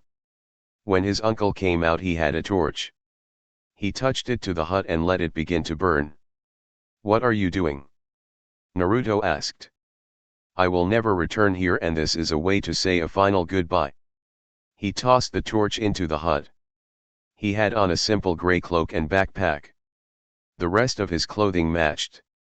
He looked at the sea and the grassy fields of his homeland. Goodbye. Ready to go? Kushina asked gently. Saisha nodded. Yes, I think I am. With that, Naruto's clones took a careful hold of him and they began the long journey back to Konoha. Chapter 45, Getting Stronger. He was lying in his cage and enjoying the ride. He figured he was halfway there. He smiled, trying to imagine the sort of reception he would get. He was sure the whole village would turn out just to see little old him. Well, he did like attention. He idly wondered exactly how they would end up executing him. Beheading was the normal method. He laughed to himself. Nah, way too boring. He was sure they would go with burning at the stake or being torn apart by live animals. Bet they go with burning me, it's more colorful and takes longer. The Mizu cage would want to make a real show of it. He would want everyone to see the fate of those who turned on him. Kisame couldn't blame him. If things had worked out just a little differently, the Mizu cage would have ended up shaved into a pile of chum. Kisame looked at his surroundings. He was sitting in an iron cage locked inside an iron wagon. He was completely bound up in iron chains with about 50 chakra suppression seals stuck to him. And the Umbu had informed him that if they even sensed him somehow molding chakra, they would activate the 100 explosive tags on the wagon, and that would be that. Kisame would have preferred that. Not only would that be a quick clean death, it would piss off the Mizukage to no end. Since there was no way he could activate any of his chakra, he decided to relax and take a nap. He didn't know how long it had been that he'd been asleep. He noticed immediately that the wagon had stopped moving. That was odd, as from a couple small slits there was still sunlight entering the wagon. The last couple days they had been moving from before sunrise until after sunset. He was wondering why the break in routine. Then he felt the familiar chakra signature. Well, this is going to be interesting. I wonder if he's here to kill me or free me. Kisame laughed as the iron doors of the wagons were pulled open. Well, the Mizukage is going to be royally pissed either way. Into the wagon stepped a figure wearing a black cloak and red clouds. "Hello, Itaka," he said in a cheery voice. "Hello, Kisame." Itaka replied in his usual polite and unemotional way. "So what brings you by? You here to kill me?" Itaka shook his head slightly. "No, our leader has chosen to simply remove you from our membership. The Akatsuki has no further interest in you." Kisame couldn't help it, he laughed. "Ah, does that mean you came here to save me out of friendship?" I am both touched and surprised. I didn't think you had it in you." Itaka lifted a single eyebrow. "Friendship? No, I am here because you are an extremely powerful ninja who has still not reached his full potential. To let you simply be executed would be a waste, therefore I am freeing you." "Just like that? You don't want anything in return?" Itaka considered for a moment. "The Akatsuki would likely object were I to continue to work with you, though they will not seek you out if you simply go. While I have no request of you at this time, you may consider yourself to be in my debt. Should I need your help in the future?" Kisame nodded happily. "I am yours. Now get me out of here." He let out a sigh. "I don't suppose you'd know what became of my sword?" Itaka nodded. "It was included in the cargo. Though not your ring, that likely remains in Konoha." Kisame nodded. "No problem, it's not like I have a use for it anymore." He smiled. "You know Naruto has your ring now." "Does he?" Itaka sounded uninterested as he unlocked the cage. "Doesn't the thought of him wearing the ring he took off your severed arm piss you off?" "No," he answered simply. "I am relieved to know that when I defeat him I will at the same time recover what is mine." "Oh yeah, when's that going to happen?" "Not for some time, there is no reason to rush, and I think I will further develop my strength before I face him again." Kisame stared at him as he began releasing the locks on his chains. "Is that eagerness in your voice?" Itaka said nothing more as he freed his former partner. XXXXXXXXXX. He felt the power surging through him. It was magnificent. He felt like he could do anything. He smiled at the 6 remaining bandits. There had been 50 of them. Now these 6 were all that was left. They tossed down their swords and dropped to their knees, pleading for him to spare their lives. Pathetic. They weren't ninja, of course, but still men should face their deaths with at least a little honor, even if they were criminals. "If you want to live, tell me where your leader is." "Where is Ikuchi?" They all began to wail they didn't know. The ninja grinned at them and they knew they were about to die. "He might be in the cave," one of them offered. "What cave?" "There is a cave about 3 miles from here where we would hide some of our loot. When we wanted to avoid patrols we would stay there sometimes." "I see, and you're sure that Ikuchi will be there?" the ninja asked. The man shook his head. "No, but he might be there. Especially if he is trying to hide from you." The ninja thought about it for a moment. "Well, it's at least a place to start. Will you let us live then?" The ninja smiled and the men tried to get to their feet as he performed hand signs. "No, Dragon Kasai no Jutsu. Dragon fire." He opened his mouth and outpoured a massive stream of fire. The men never had a chance as they were engulfed by the blaze. The one mercy was that the fire was so hot their cries were quickly cut off as they died almost instantly. The ninja looked at the blaze and the charred remains and felt good. He looked down at his hands with their black marks and laughed. He had never felt more alive before.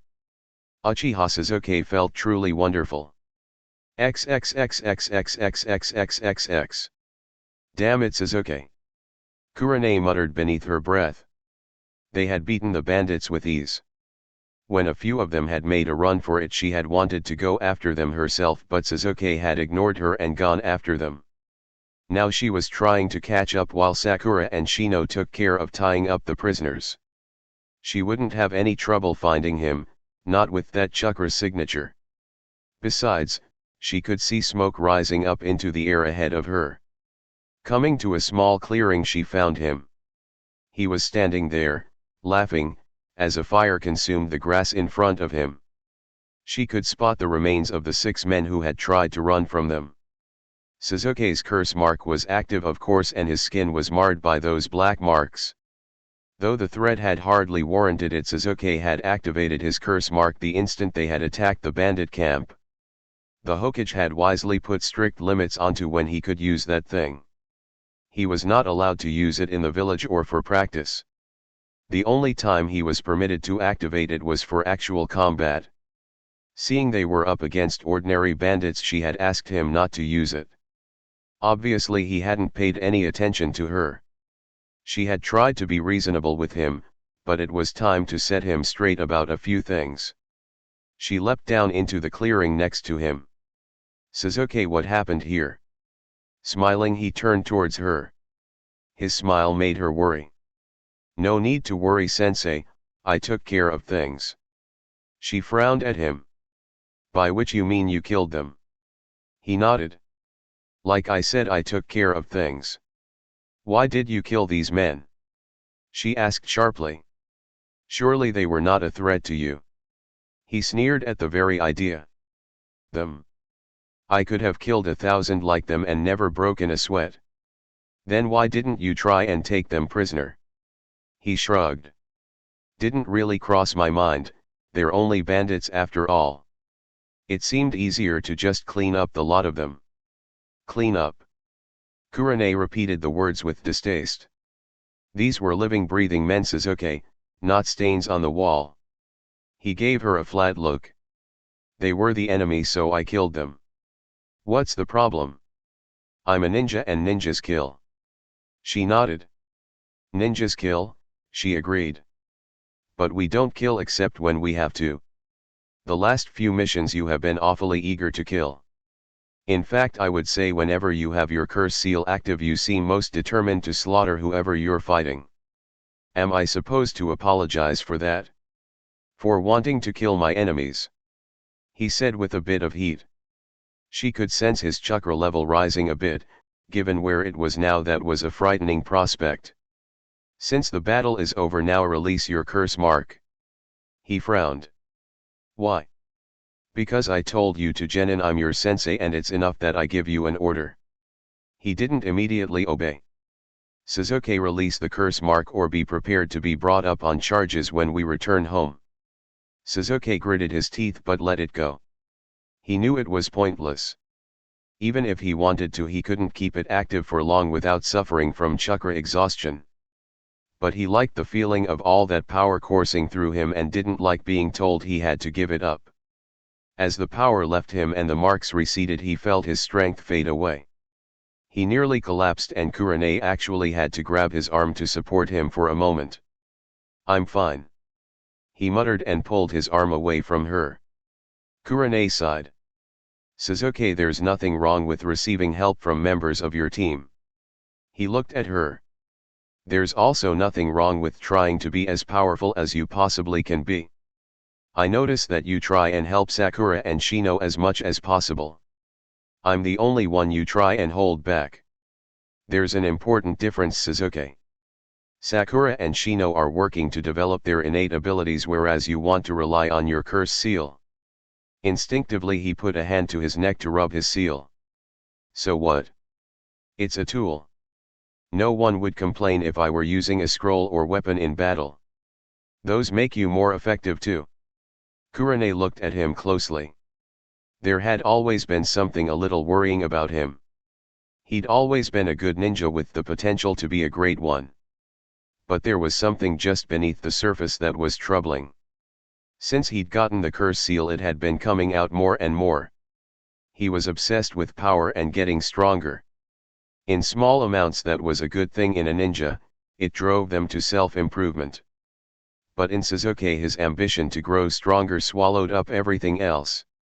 She honestly didn't know what to do. She shook her head. Suzuki, a scroll or a weapon wouldn't affect your mind. I have not failed to note that your personality has begun to change.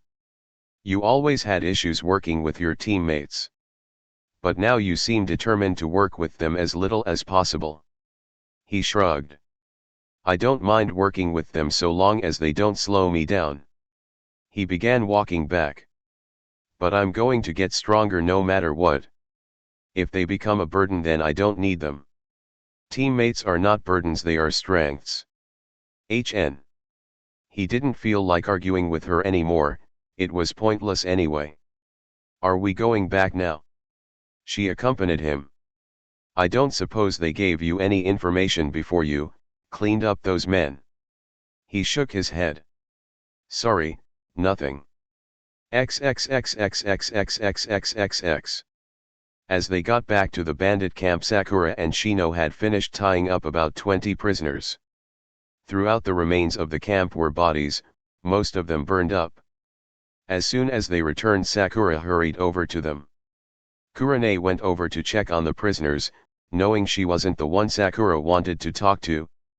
Sakura hurried up to him and put her arms around him. Like usual, she could feel him stiffen just before he relaxed. He was still shy, but had agreed to letting her hug him. Are you all right, Suzuki-kun? He could hear the concern in her voice, but for some reason when it came from Sakura it just didn't annoy him the way it did from Kurane. Likewise, he found that her hugs weren't so bad. He had agreed to be a bit more affectionate in public to make her happy and keep her close to him. At first it had bothered him, but he was getting used to it. He deliberately gave her a big cheerful smile. I'm just fine, Sakura-chan. I took care of the ones who got away, no problem. She looked up at him and smiled. Oh, I knew you would. You're so incredible, Suzuki-kun. There was adoration and worship in her eyes and in her voice. I really like her eyes. He caught himself. Just where the hell had that come from? He reached out and gently touched her cheek, making her blush. Well, thank you, Sakura-chan.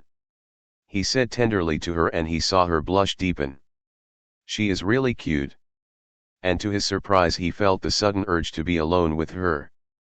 Looking over, he saw that Kurane and Mr. Personality were busy talking to the prisoners. He stepped back and grabbed her hand. Come on. She was surprised but went with him without complaint. They hurried a bit further into the woods. There was no chance of them getting lost or separated from the others too. Mr. Personality's little friends could always find them. Suzuki-kun, we're going to get in trouble. He smiled at her. Gee, Sakura-chan, I just wanted to show you something. It will only take a minute. He knew she would go with him anywhere he wanted. He knew she would do anything he asked her to. She was his. He'd seen it earlier, and sure enough he spotted it again. He brought her to a halt in the middle of a great deal of underbrush. Here we are. She looked at him in surprise. Suzuki-kun, we're still in the middle of the forest. What's so special about this place? With a grin he pointed to a tree branch above them. There she suddenly saw a red and white plant. Oh! A vermila. And it suddenly hit her that Suzuki had led her to the spot right underneath it. He put his arms around her. You're trembling. He noted. It's nothing, she said nervously. He smiled at her and looked into her eyes. She could feel her knees getting weak. Do you remember the dance when I told you that when I kissed you it would mean I would give you my whole heart? I remember. She answered numbly. Well, that still applies, but we can make an exception for the vermila. And with that he leaned in and gave her what she had been dying for so long. He's kissing me. Suzuki-kun is kissing me. She shut her eyes and kissed him back. Had she died then and there she would have died happy. This was just one more way to control her. That was all it was. He had no real feelings for her at all. None. There was no chance that he could really care for her. Yet he found himself holding her just a little tighter and kissing her more eagerly than he had planned to. I like kissing her. He shoved that thought down. It didn't matter if he liked it or not. Suzuki, Sakura, the two of them instinctively jumped apart at the sound of their names. They both glared at Shino. Like always, he didn't seem to notice. Kurane-sensei wants you back at the camp immediately. Sakura frowned. Hearing Shino's emotionless monotone was like being dunked in ice water. He would have to ruin the single most amazing experience in her whole life. Suzuki grinned. Sure, just need to do one thing first. He quickly leapt up to the side of the tree near the vermila. Clean and swift he cut off a single red and white leaf and put it carefully in a pocket. Then he leapt back down. What was that for? Shino asked. Suzuki looked at Sakura. Just something for later. He gave her a little wink. She immediately turned red and tried to hide an excited smile. I hope she keeps getting stronger. Suzuki thought. I would hate to have to leave her behind. XXXXXXXXXXX. Kurane frowned at the two of them as they returned with Shino. But she decided to say anything. With everything else the two of them going up for a bit was a minor issue. None of them seemed to have any idea where Ikuchi might be. It seems clear he abandoned his men when he found out we were in the area. That means we have no leads as to where he might be. I don't need to tell any of you how vital it is we find him soon. The longer he avoids us, the likelier he is to get away with his captive. If we don't have a lead, what can we do? Sakura asked. Kurane frowned. I hate to do it, but we're going to split up and search. At times like this she wished Suzuki was a Hyuga rather than an Uchiha. See if you can pick up any sort of trail, but if you do find something, be very careful and don't try and engage him. Our opponent in a missing nin and a jonin, will deal with him as a team. She looked directly at Suzuki. Is that clear? Ha! Exactly what I was hoping for. Yes sensei, very clear. XXXXXXXXXX. About 3 miles away he found the entrance to a cave hidden behind some bushes. Right behind the bushes he spotted a bunch of cigarette stubs and knew he was in the right place. Leaving those stubs there was poor discipline. Those bandits really were a bunch of incompetent idiots. Stepping into the cave he activated his curse seal. His Sharingan was already active. He knew there was no hiding his chakra signature. Come on out and face me. Suzuki called out. There's no getting away. He was hoping that Ikuchi was actually here and not 20 miles away. So he was very happy to see the missing nin step out where he could see him. Even better, he had his captive. He had the Lord's 8-year-old daughter in front of him. One hand was clamped over her mouth while the other held a kunai to her throat. Tell the rest of your team to get away from the cave entrance and let me go, or I swear I cut her throat. Ikuchi said desperately. Suzuki looked at him with disappointment. He'd been hoping for a real test of his skills. My team isn't here, I tracked you down alone. Sure you did. Like some child would try and face me alone, even with all that weird chakra. Now call to your team and stand aside. Suzuki smiled. I have a better idea. How about you let the girl go and the two of us fight? Ikuchi looked at him as though he were insane. I don't care about fighting you. I just want to get away from here. Suzuki shook his head. You're not leaving this cave alive. The little squirmed a bit as the man's grip on her tightened. Shut up. Ikuchi was definitely looking scared now. If I don't get out of here, she dies. Suzuki shook his head. The only way out of this cave is through me. Just let her go and take me on. Forget it, kid. Now get out and call to your team. Sasuke looked at the little girl. Close your eyes for a second, sweetheart. The little girl did so. What are? In a blur, Sasuke crossed the space between them, grabbed the hand holding the kunai at the girl's throat, yanked it back and shoved the missing nin's hand back so he drove it through his own left eye. Grabbing the girl, he picked her up and carried her out of the cave. Too bad it was so easy, I really wanted a challenge. He smiled to himself even as he tried to calm the crying little girl. So that was a jonin, huh? I'm not impressed. XXXXXXXXXX. Well, sensei? Sasuke asked with a grin. They had just returned the girl to a very happy and grateful lord of the land of fire. They had accomplished their B rank and it was all thanks to him. How'd I do? Kurane looked at him. Shino and Sakura were still inside. Things worked well, Sasuke, and I'll write you a formal recommendation. But she focused on him sharply.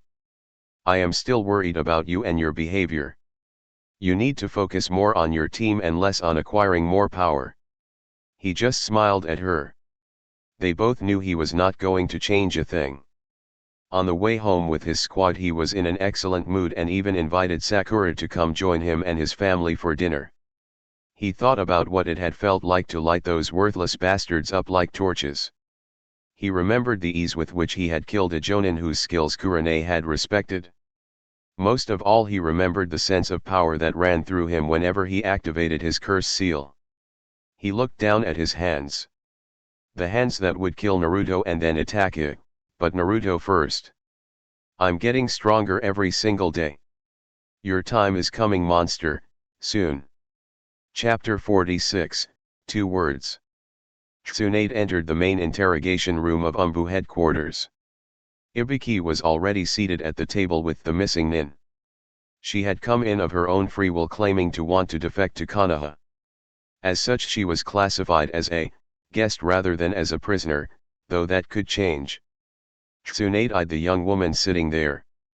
According to the interrogation report, she had an unpleasant manner. She'd been warned to behave herself in the presence of the Hokage. Ibiki tells me you wish to defect to Konoha. The young kunoichi looked decidedly unhappy as she nodded.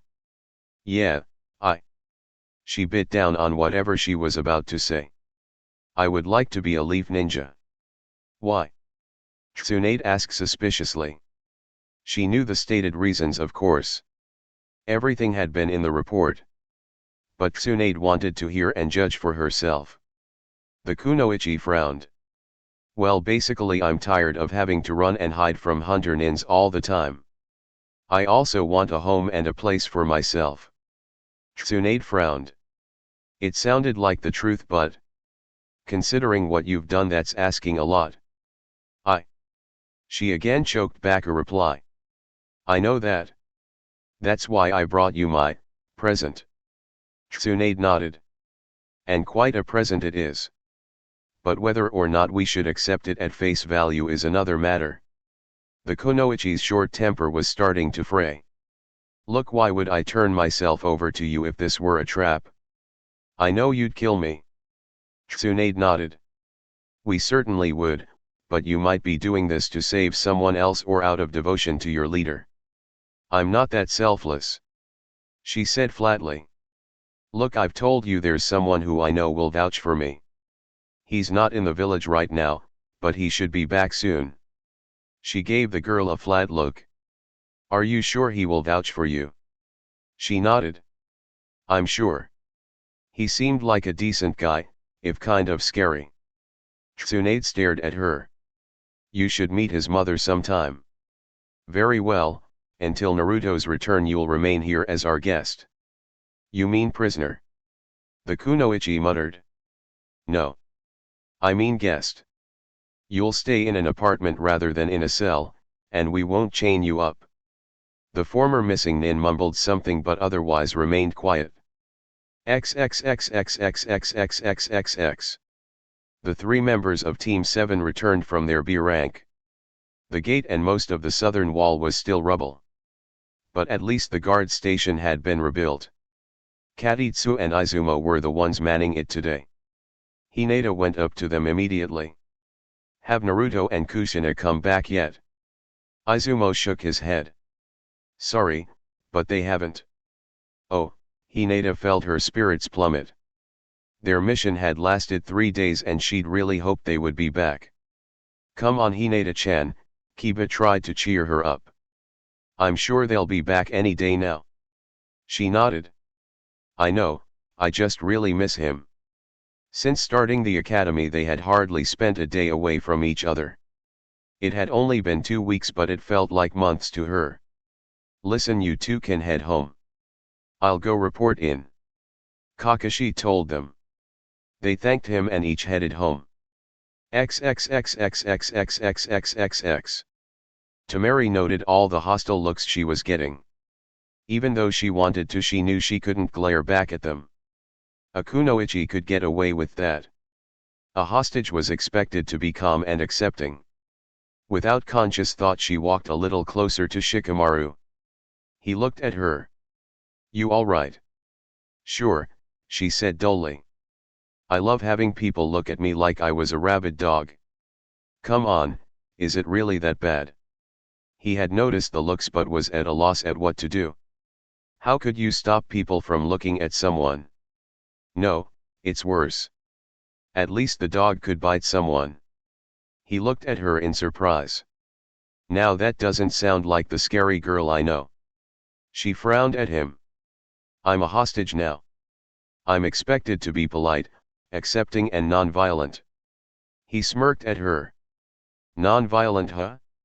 I'll keep that in mind the next time you hit me. Ow. He looked at her as he rubbed the back of his head. Hey. What happened to being non-violent, you troublesome woman? That's with weapons, you lazy idiot. She saw they had arrived. She took a deep breath. Maybe this isn't such a good idea. What are you talking about? You said you wanted to have a flower garden. She nodded. I did. I had one in Suna and I loved it. Well, this is the only place to get flowers or flower seeds in that village. He could see Tamari was reluctant. You're not scared, are you? Huh? As if this would scare me. She sighed. I just don't want to have to deal with her, she hates me. It's been a month. I'm sure Ino has healed some and will be more polite this time. Tamari chuckled grimly. Care to bet? No. Shikamaru reached out and carefully took her hand into his. She started and felt her cheeks get just a touch of color. It'll be alright, come on. She didn't argue with him as he opened the door and led them into the Yamanaka flower shop. What she did was carefully close her fingers around his. XXXXXXXXXXX. Hayate arrived at the guard station with the team he had been temporarily assigned. The C rank had been accomplished without any trouble. He turned to his 2 short-term students. You both, cough cough. Can head home. I'll, cough. Report into the Hokage. You both, cough. Did very well. Gabriella bowed to him. Hayate-sensei, thank you again for the lessons in swordsmanship. They were very interesting. Hayate grinned and nodded. My style is a little. Cough cough. Different from Kushina's. See if you can integrate what I've taught you with, cough cough. Her style. A beautiful purple-haired kunoichi in umbu armor landed at his side. Yojao gave him a quick kiss and the two were soon walking away hand in hand. Watching the two of them go, she turned to her teammate. That's sweet, walking hand in hand like that. Haku nodded. It certainly is. So, you feel like getting a late lunch? He nodded. Certainly, Gabriella, in fact allow me to pay for it. Oh. She grinned at him. So you want to pay for our meal? Gee, that sounds a little like a date. It does. Haku sounded nervous. Gabriella couldn't help but widen her grin. He was just so cute when he was flustered and nervous. It sure does. She stood close to him and nonchalantly put a hand on his arm. So is it? He began to blush. Do you want it to be? She laughed. Way to be decisive. She smiled at him for a bit, enjoying the sight of his near panic. How about we just call it lunch, this time? She moved the hand on his arm down and placed it into his. He smiled at her a bit shyly and carefully closed his fingers around hers. All right. Hand in hand they went off to get some lunch. XXXXXXXXXXX. I see. Hayashi said simply. Returning from each mission she was required to report to her father the mission's details. It was not unlike the report given to the Hokage. Very well, you may go. Hi, father. She bowed slightly and exited his study. She no longer dreaded going to his private study as she once had. Since her great improvement trip there had become sources of boredom rather than dread. She let out a long-held sigh. She just wished he would be less formal with her and more like he had been before Kasan died. He was so cold and distant. When she wanted warmth and comfort she turned to Naruto and Kushina. He was her heart and her courage. Kushina in the meantime had grown into a second mother for her. She never expressed that out loud, but it was how she viewed her. Being away from Naruto for so long was very hard. Not being able to turn to Kushina for guidance or comfort made it that much harder.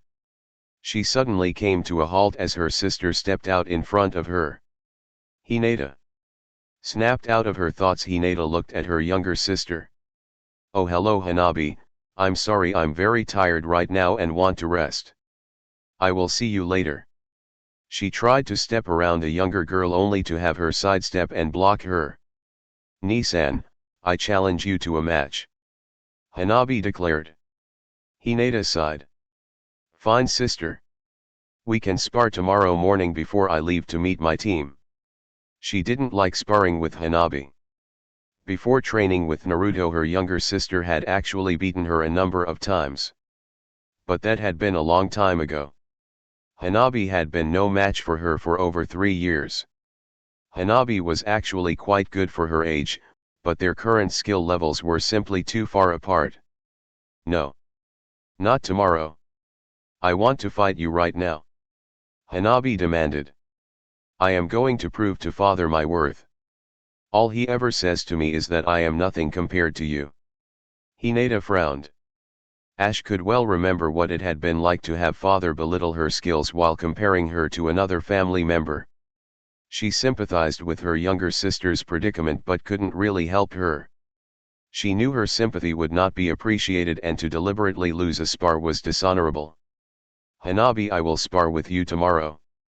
I've just gotten back from a mission and am tired. So please excuse me. Hinata again tried to get past. Hanabi shoved her back and dropped into a Jyoken fighting stance. Byakugan, she activated the family bloodline. No. I said I was fighting you today. Byakugan, Hinata regretfully dropped into a stance as well. Don't do this, sister. Spars are only permitted in the dojo. If we fight here in the hall you will be punished for it. Hanabi was about to reply when the sharp rap of a cane on the wood floor drew the attention of both of them. Hanabi, stop this foolishness right now. Niji said. Hinata has already agreed to spar with you tomorrow. Just wait until then. Stay out of this, Niji. Hanabi said venomously. This has nothing to do with you. Actually, he approached the two of them with his slight limp. It is my concern. As a cadet branch member it is my duty to protect the main branch members. Hanabi was furious.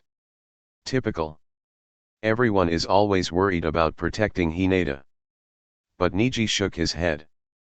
No Hanabi, I am trying to protect you. If Hayashi-sama learns about this he will severely punish you. Niji grinned. Who knows? For such a gross violation of the rules he may even put the caged bird seal on your head and place you in the cadet branch. Hanabi paled under such a threat. Father wouldn't do that. Are you sure? Not even if he caught you attacking the clan heir in the middle of the hall. Hanabi scowled but deactivated her Byakugan and stood straight. Fine. She glared first at Niji and then her sister. I will wait until tomorrow. She stormed off. Hinata deactivated her own Byakugan. Thank you Niji. It is quite alright. He chuckled.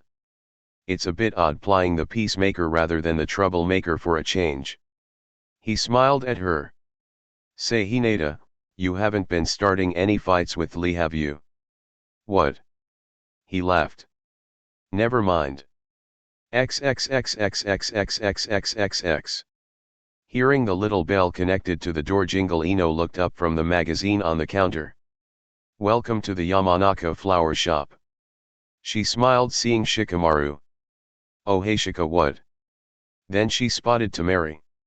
Her eyes turned to slits when she noticed they were holding hands. What the hell is she doing here?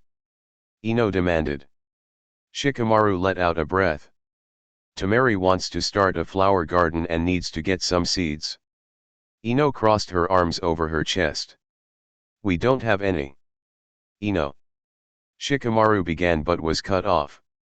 I said we don't have any. Not for her. Ino glared at Tamari. Tamari met the glare with ease. Under different circumstances she would have taught the girl some manners. But she was bound by the requirements of being a hostage. Shikamaru, let's just go, it's not a big deal.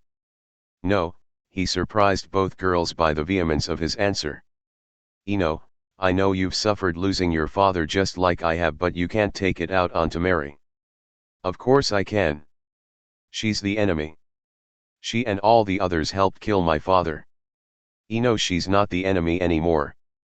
Now all she is an honored guest of my clan. One who wants to spend money in your shop.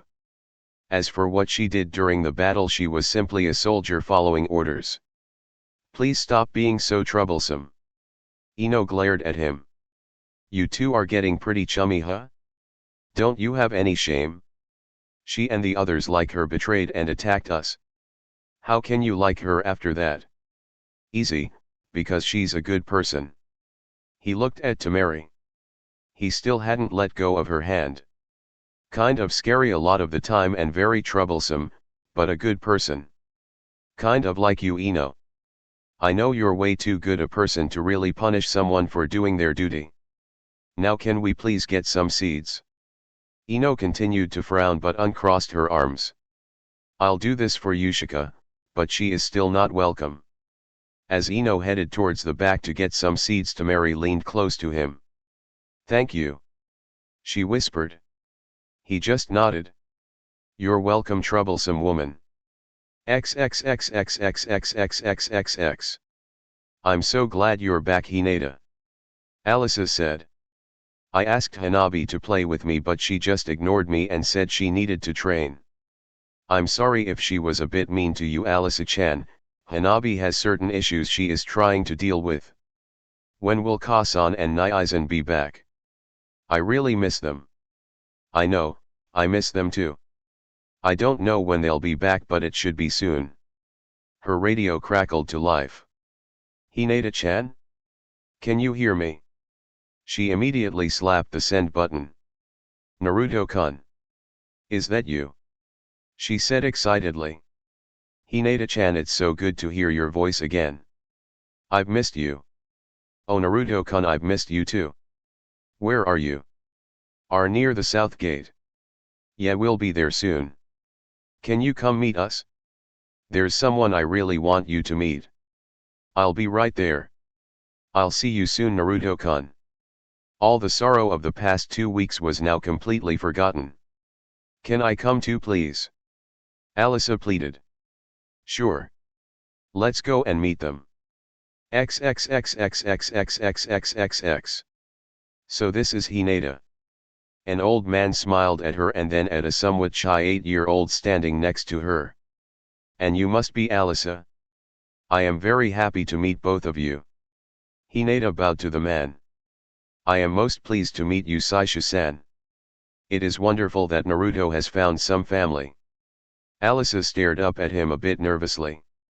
Are you really Naizen's grand uncle? Saishu smiled down at her and nodded. Yes, I really am. If you don't believe me, just ask Kushina. Alisa nodded a bit. Does this make you my grand uncle too? Naruto and Kushina had explained things to him, so he understood the little girl had with them. Well, of course, if you Naruto's little sister, then that would make you my grand niece. Alisa began to smile. Will you tell me stories sometimes? And much as Naruto normally did, he reached down and rubbed the top of her head. Of course I will. Kushina smiled. From now on, when Naruto and I are both away on missions, he'll be the one taking care of you. I will. He asked nervously. Kushina nodded firmly. Welcome home, uncle. I hope you enjoy babysitting. A bit off to the side, Naruto had Hinata in his arms and the two of them were kissing. Hinata found she didn't mind doing that in public. She was so happy to have him back, she just wanted to kiss him and hold him even if the whole world saw. Welcome back, Naruto-kun. She squeezed him just a bit tighter and pressed her face into his neck. I don't ever want to be away from you again. He held her a bit tighter as well. I don't want to be away from you either, Hinata-chan, but orders are orders. She nodded. That was a truth about shinobi life. They served their villages at the Hokage Swish, not their own. Well, at least you should be getting a few days before your next mission. Naruto. They both looked up. Hey Kakashi Naizen, Naruto said. It's great to see you. I want to introduce you to my grand uncle Uzumaki Saishu. Kakashi nodded to the man. Naruto, I can't wait to hear all about how your uncle and how things went, but right now the Hokage needs to see you. Now. Both Hinata and Naruto chorused. Kakashi sighed. I'm afraid so. Come on, let's go. XXXXXXXXXX. Surprisingly, they didn't go to the tower but instead met the Hokage at Umbu headquarters. They were escorted to the main interrogation room where Tsunade, Ibiki, and one other waited for them. As soon as they entered, Naruto recognized her. You. Teiwei grinned and nodded. When I heard the stories, I knew it had you be you. Namikaze Naruto, demon of the leaf. What are you doing here? Naruto asked. She is here requesting to become a leaf ninja. What do you think about that? Tsunade interjected. Naruto looked at her closely. I'm not sure, I don't really know her. Ibiki flipped open the report that was in front of him. She says that during the battle her squad encountered you. She said you killed her squad mates and were in a position to kill her as well, but instead let her go, telling her to leave the battle and not return. Would you say that is accurate? Naruto nodded. Yeah, I guess I would. Why did you spare her, Naruto? She didn't really give us a reason. Tsunade inquired. Naruto looked at the red-haired girl. You didn't tell them about what your friend was up to. She seemed to squirm a bit in her seat. No, I left that part out. Tsunade frowned. What are the two of you referring to? One of her teammates was about to rape a girl when I showed up. Naruto said bluntly. Tsunade had a look of disgust. She was trying to stop him. That's why I let her go. I see. Tsunade said flatly. She leaned back in her seat. Naruto, what would you say if I told you that she brought us some very interesting intel that was offering in exchange for joining us? Would you believe it? He thought about it, then slowly nodded. Probably, she didn't seem the suicidal type. I don't think she would give herself up and then try to trick us. I see. She looked to Ibiki. Return her to her apartment, she remains under confinement for now. Hey. Teiwei demanded. Do you still not F and #King believe me? I do, but until this is over you remain at that apartment without contacting anyone. Ibiki took her away. She focused on Naruto and sighed. I hate to do this to you, Naruto, but you and your team are leaving on a mission tomorrow morning. What? But godmother, I just got back not 15 minutes ago. She nodded sympathetically. I know Naruto, but it can't be helped. If the information Teiwei brought us is accurate, we have to act on it immediately. We can't risk circumstances changing.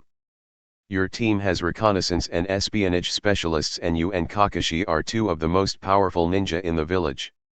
Your team is ideal. She looked at both of them very seriously.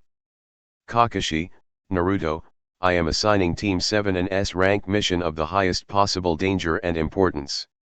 S-rank? Kakashi said nervously. Really? Naruto sounded eager. What's the mission? She frowned. This was yet another one of those times when her personal wishes conflicted with what she had to do as Hokage. Yet again she was putting her godchild in terrible danger. We'll start going over the mission details as soon as we get Hinata and Kiba here, but I'll tell you the mission objective. I can state it for you in just 2 words. Yeah. Tsunade looked at him and spoke. Kill Orochimaru. Chapter 47, The Caged Bird. Karen listened to the hum of the motors as she saw the lights in the corridor flicker for a moment and then go off. She looked at the readouts and sighed. She normally had about half a dozen lab assistants working for her doing the menial tasks. But since being assigned to save Lord Orochimaru's arms, she'd decided there was no choice but to work alone. She simply couldn't risk anyone else finding out the truth. The truth being, of course, that she had no freaking clue how to accomplish her goal. She had taken samples of Orochimaru's blood and given him some X-rays. She was in her lab 12 or more hours a day busy, experimenting. A lab assistant would have revealed all her activity was nothing but a smokescreen to convince Orochimaru and others that she really was making progress and working hard towards her goal. Of course, being tasked to do this by Orochimaru had given her carte blanche to do anything she wanted, no matter how strange. For instance, right now she was running her healing energy motors and draining most of the power from the base. The previous base commander had been livid at the idea and refused to allow her to draw so much power into her lab. She had gone to Orochimaru and told him the commander was getting in the way of her work. Not 15 minutes later he had been butchered in the command post as others stood there and watched. The current base commander was only too eager to give her anything she wanted. Of course, the one thing she wanted most of all she was forbidden by Orochimaru himself to have. She could not leave the base. Anything she wanted to send out, anything she wanted delivered to her, would be done instantly. But she herself was a prisoner in fact, if not name. Worst of all, Orochimaru had decided to remain here until she either cured him or her time limit ran out. I hope things are going well, Karen-chan. He'd said to her just the other day. I would hate to have to find someone else to be my chief researcher. She shivered at the friendly tone he'd used. At least when she was dealing with test subjects she never pretended to be their friend. She let out a sigh, wondering if she really only had weeks left to live. She knew she could get out of the base if she needed to. The problem was, if she did that, she had no faith she would be able to long escape the Hunter Nins. Curing him was impossible. Escape was likely to only buy her a few days or weeks. So she had come up with a third alternative. XXXXXXXXXX. The 5 of them had been sitting at the small table going over the impressive stack of documents laid out before them. Is all of this real? Naruto asked suspiciously. I mean medical data, security codes, base blueprints, and even someone inside ready to help us? It just seems way too good to be true. Tsunade frowned. I know exactly what you mean. That's why I had Ibiki interrogate her fully and even waited to have her talk to you. It does seem like a bit much, but Ibiki believes her testimony to be true. And we have some corroborating evidence from other sources. Just what sort of evidence? Kakashi asked. We've received reports that Orochimaru has been severely wounded since the attack. We'd also received word that he was unable to perform jutsus. She had a grim smile. It looks as though Sarutobi was able to cripple him in their fight. So is that why he ran away? Kakashi asked. Kiba laughed. Oh man, I can't wait. If he can't work any jutsus he'll be a sitting duck. Tsunade and Kakashi both frowned. Tsunade's frown deepened when she saw Naruto smiling in obvious agreement. Don't believe that for even a second. Tsunade barked out. He's a Sunin just like me. Even if he can't work jutsus or use his arms, he is still unbelievably dangerous. Kiba grinned. What's he going to do? Bite me? Maybe, she said flatly. Keep in mind he can still use his legs and still has the Sharingan. He is an evil genius, and I wouldn't even try to guess just what sort of nasty surprises he might have prepared. You've never actually seen him, Kakashi said quietly. I got to know him as a young ninja. He is very frightening. Naruto looked at him in surprise. Naizen, you actually sound a little scared. Kakashi looked back. If you'd ever known him, Naruto, you would understand why. Is he that powerful? Naruto inquired. He was considered to be your father's equal in every way. Tsunade said bluntly. That should tell you everything you need to know. Naruto slowly nodded as he digested that. Hokage-sama, if he is truly so powerful, why are we being assigned to assassinate him? Hinata asked. Because unfortunately your squad has the right abilities for this task. You and Kiba will aid in reaching the target undetected, while Kakashi and Naruto will be able to deal with the actual assassination. What? Kiba sounded offended. We just help them get there and they're supposed to do the actual job? How come? Tsunade looked at him. How many people have you killed, Kiba? He looked embarrassed. Well, none. None. She repeated. She looked at Kakashi. How many have you killed? He had served in the Third Great Ninja War and been a legend in the Umbu Black Ops. A little over 600 total. Kakashi answered. What about you, Naruto? Naruto looked uncomfortable and his eyes flashed to where Hinata was. I don't know exactly, but somewhere over 300. She looked back to Kiba. That's why. Hokage-sama, Kakashi spoke up. While I appreciate the faith you're showing in us, don't you think we should have some backup? Tsunade shook her head. Kakashi, this mission will take you deep into enemy territory. Stealth will be the key to survival, not only getting there but coming back. Any more than the basic 4-man platoon will make it difficult to mask your movements. Believe me, I am not eager to send Naruto and the rest of you into Rice Country. But this is simply too good an opportunity to pass up. She sat back. Go there, make contact with this traitor, eliminate the target, and then get out of there. Naruto asked, what do we do with him? The one who sent Teiwei all this info and wants to help us. When you are near, you will contact him on the radio frequency as specified and he will help you enter undetected. Once that is done, you'll simply let him go. Let him go? Naruto asked. That's it? Tsunade nodded. Apparently whoever he is desperate to leave Orochimaru's service. All he wants is for us to help him leave and to kill Orochimaru. She looked at Kakashi. I want to hear your opinion, Kakashi. He looked down at the documents.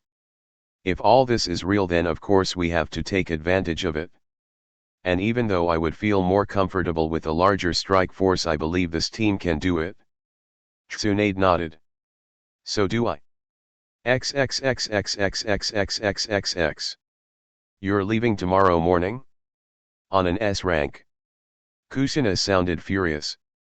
Naruto just nodded. That's right, Mom, me and my team, so I hope it's okay that I asked Hinata-chan over for dinner. She waved that away. Of course it is. But what is Tsunade thinking? You just got back, and why is she sending you on an S rank? Naruto smiled. Because she knows me and my squad are awesome. Kushina frowned. They are S ranks for a reason, Naruto-kun. She shouldn't send you on such dangerous missions. She looked at her son carefully. I don't suppose you'd care to tell me about the mission. He shook his head. Mom, you know I can't do that. He smiled at her excitedly. But I promise to tell you all about it when I get back. You'll be amazed. She shook her head. Seeing you this excited only makes me more worried. XXXXXXXXXX. He had really wanted for Grand Uncle Saishu and Hinata to get to know one another before they left for the mission. His mom had already made a medical appointment with the Hokage to see what could be done for him. I really hope Godmother can help him, Naruto said. They'd had a really nice dinner and now he and Hinata were sharing a bench in the rose garden. It was just starting to get dark and the air was crisp. She was snuggled up close to him and he had his arms around her. I'm sure the Hokage will be able to do something, Hinata said. I really like your grand uncle, he seems really wise and kind. Yeah, I like him too. I really hope Godmother can fix things. Having her in his arms, he leaned in close to her. I really missed you, Hinata-chan, he said softly. A light crimson touched her cheeks. I missed you too, Naruto-kun. She closed her eyes as he kissed her and happily returned his affection. Naruto-kun, I don't care where we are or what we do. So long as we are together I am happy. XXXXXXXXXX. They were looking out from a second-story window over the rose garden. They really are very cute together, aren't they? Saisha said with a grin. Kusina nodded. They were even cuter when they were little. I'll show you some pictures. Alisa let out a sigh. Ka-san. Yes dear. Will I ever get to fall in love like that? Kusina smiled and hugged the little girl. I'm sure you will, honey, but give it time. You have a lot of growing up to do. Saisha chuckled and rubbed the top of her head affectionately. Just make sure not to break too many hearts when you're older. XXXXXXXXXXX. It was 5:45 in the morning and both his mom and grand uncle were up to wish him well. Kusina hugged her son and gave him a kiss on the cheek. Please be careful, Naruto-kun. Whatever the mission is, take it seriously and come back unhurt. He nodded, a huge smile on his face. I will, Mom. Saisha grinned.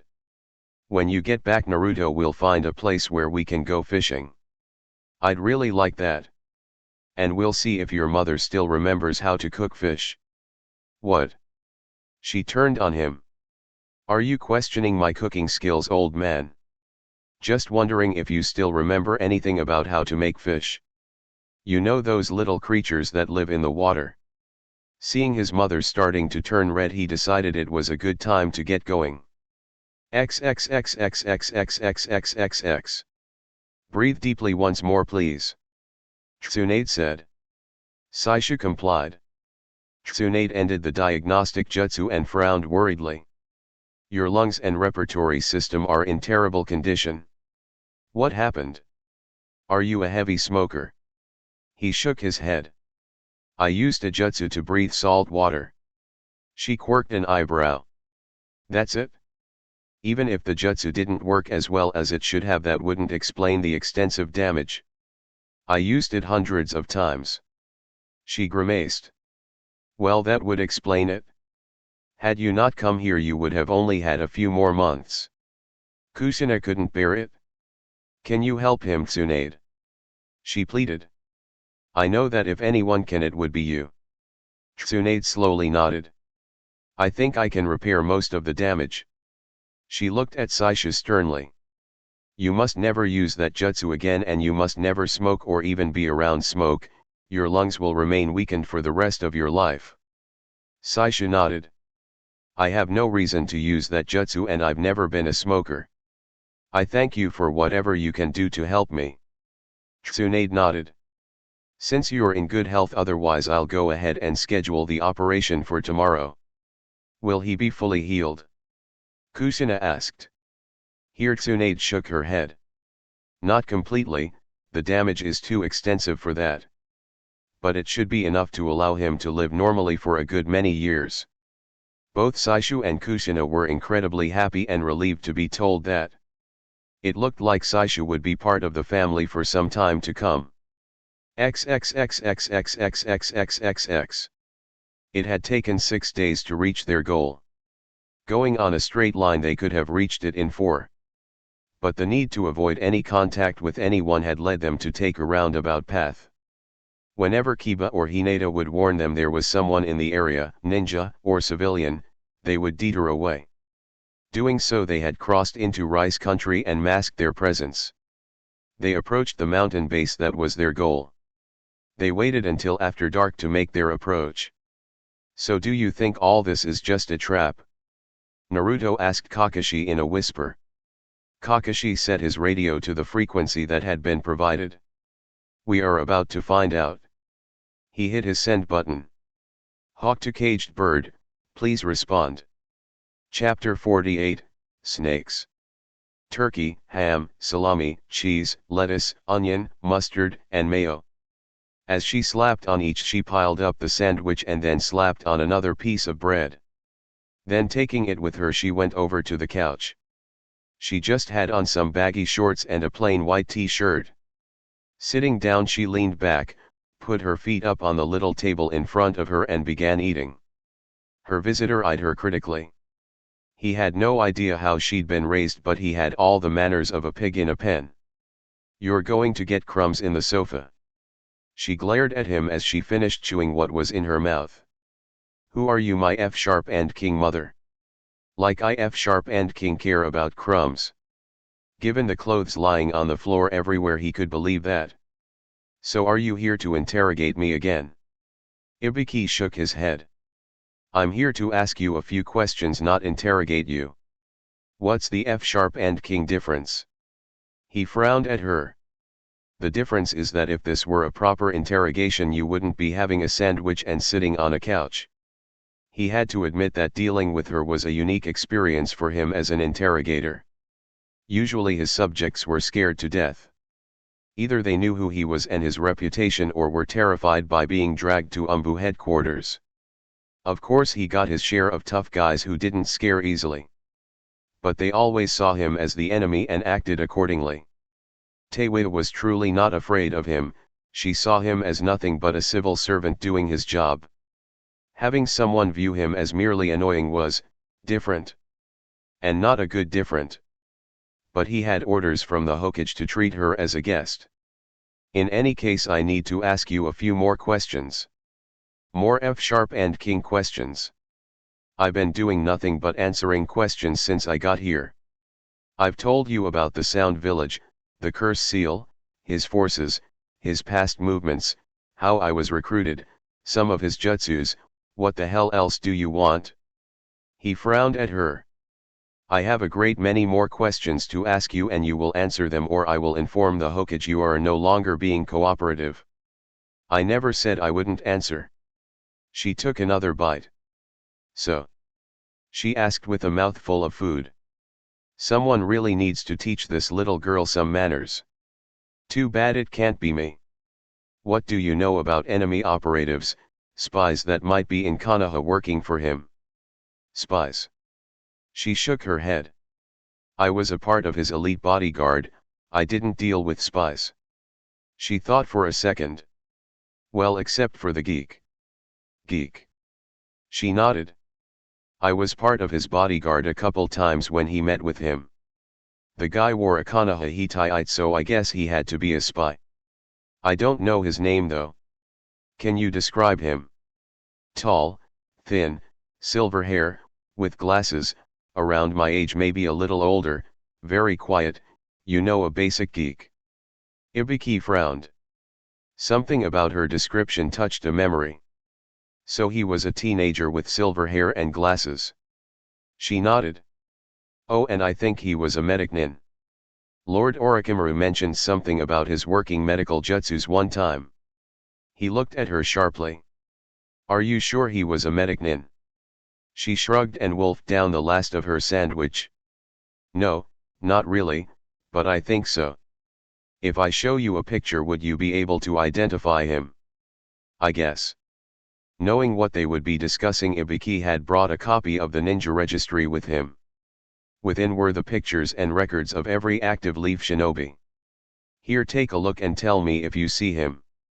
She took the registry and began flipping through it. until she came to a stop. Here he F sharp and king is. He looked over to where she had the registry open. Are you sure? She glared at him. Of course I'm F sharp and king sure. He's the geek. Ibiki slowly nodded. He knew him, Yakushi Kabuto. He had attended the Chunin exams and was currently receiving training from the Hokage herself. This could be bad, the Hokage would not like one of her students being a traitor. He took the registry back and stood up to go. Thank you, we will talk again tomorrow. Whatever. XXXXXXXXXX. Karen felt the communicator buzz and sudden hope and dread filled her heart. She had already checked today to make certain there were no listening devices in her lab. She switched on the communicator and hoped this was what she'd been hoping for. Taewei was an acquaintance, not quite a friend, she had gotten to know. Using some of her connections she had managed to get a message out to her. They had quickly made a deal, they would help each get what they wanted. Karen had passed on the information and Taewei had agreed to deliver it. Now she was likely to find out if her plans had succeeded or killed her. This is Caged Bird, go. She spoke into the radio communicator. A woman's voice? Kakashi shrugged, it didn't really matter. This is Hawk, we have come here for the crow. Are you prepared to assist? On condition that the caged bird goes free. Yes, that is the agreement. Enter through point G in 30 minutes, I will meet you there and assist. 30 minutes understood, out. Out. Karen switched on her generators to full power, that would shut down the security cameras and most of the base's systems. Now she hurried to her computer console and quickly got to work. Being a genius had its advantages, most people had no idea just how much you could do with computers so long as you knew the language they spoke. Theoretically it was even possible to connect all the computers in the world into one massive community and have all that information available to any user anywhere in the world. She smiled at such an outlandish idea. Before that happened there would need to be phone lines and radio systems to connect all the lands together. Phones, radios, and computers were all strictly for local area use. She shook her head. This was no time for daydreams. She downloaded all the information into a single disk. Popping it out she smiled and put the precious disk into a case. The disk had everything she'd ever worked on, all the secrets of the curse seal and other more interesting experiments. Once she was free and Orochimaru was dead she could sell it to the highest bidder and never worry about money again. In the meantime she had a nice thick wad of Ryu notes in her lab coat to tide her over. She couldn't risk going back to her rooms and changing, once she was free she'd buy herself a new wardrobe. With her one precious disk in a lab coat she typed in a command to the console and checked her watch. She set the tapeworm program to begin erasing everything in the database. As paranoid as Orochimaru was about secrecy, the information had not been backed up anywhere else. That still left the hard copies in her lab, all the papers and records. She got out a 5-gallon drum of kerosene and hurried over to the file cabinets. Opening the drawers she quickly doused them and splashed kerosene all over the lab. She checked her watch again, she had 10 minutes to meet with her rescuers. She set the timer on a small detonator to 15 minutes. She thought for just a second about the possibility that that call had come from one of Orochimaru's men and she was heading into a trap. But she shook off that possibility. If Lord Orochimaru had even suspected what she had in mind, he would have strolled into her lab and dealt with her immediately. She would not have gotten the chance to do so much harm. With everything now set, she left her lab for the last time and went out into the darkened corridor where the emergency lights were on and flickering. Now it was time to make a run for freedom and the good life. XXXXXXXXXXX. Team 7 had rushed towards the base and were at point G as it was marked on the blueprints. It was nothing but a nondescript section of the wall. There had seen a patrol go past here just 2 minutes earlier, and if things continued to match their observations it would come back through in 8 minutes. What do we do if this turns out to be a trap? Naruto asked quietly. Kakashi smiled. Probably die or get taken prisoner. Naruto grimaced. Well, that's a cheerful thought. You asked. Someone is coming. Hinata whispered, her Byakugan was active. They all looked about. I mean from inside. Not long after her warning, a section of the wall opened and the secret door there became obvious. Karen had only learned of it and of the passageway when she'd pulled up the base blueprints. She stepped out into the night and met the four-leaf nins. She had no time to waste. Orochimaru should be in his rooms as they were marked. He can't use his arms or work jutsus, but he has a Sharingan and can extend his neck maybe 20 yards to bite. The security system is down, as are most of the lights. There'll be an explosion in, she checked her watch. 9 minutes. She went past them. Have fun storming the castle, and you had better kill him. Hey. We don't even know your name. Naruto protested as she went. What do you want, a date? She said frostily and then leapt away as fast as she could. Forget her, it doesn't matter who she is, let's go. Hinata, I want you to warn us if we're about to run into anyone. We'll avoid them if at all possible. Now let's move. Kakashi led them in through the secret passageway. XXXXXXXXXX. Orochimaru stared up from his bed towards the ceiling. The pain medication did little to ease the agony coming from his limbs. I am not going to live like this for 3 years. Damn you, sensei. Why couldn't you have just died like you were supposed to? Outside his door he heard some noise.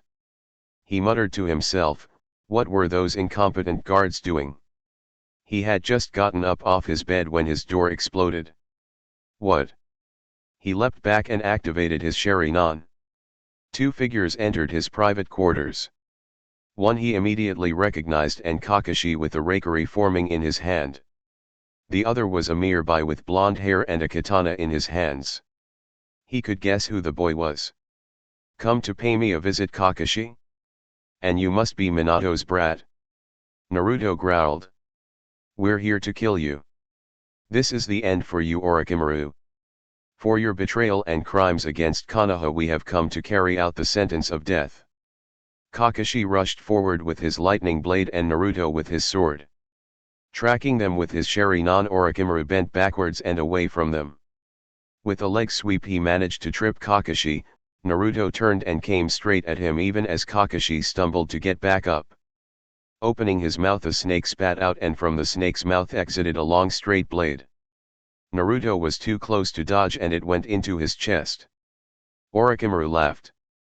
I am full of surprises. The skewered Naruto grinned just before puffing out of existence. So am I. An angry voice said from behind as a katana's blade went in through his back and out through the front.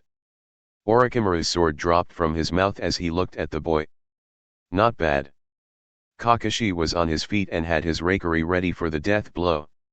It's over. Not yet, he hissed. His head snapped back and his jaws seemed to unhinge themselves. From out of his mouth a gigantic white snake leapt out. XXXXXXXXXXX. At that moment there was an explosion from somewhere and alarms began to sound. Kiba and Hinata were watching the corridor and keeping their escape route open while Kakashi and Naruto performed the actual assassination. Along with the klaxon they could also hear the sound of shouts and running feet. There are about 20 men coming this way. Hinata warned. Are they just guards or are there any ninja? Kiba asked. Just guards. Kiba nodded. No problem for the 3 of us then. Akamaru shouted his agreement.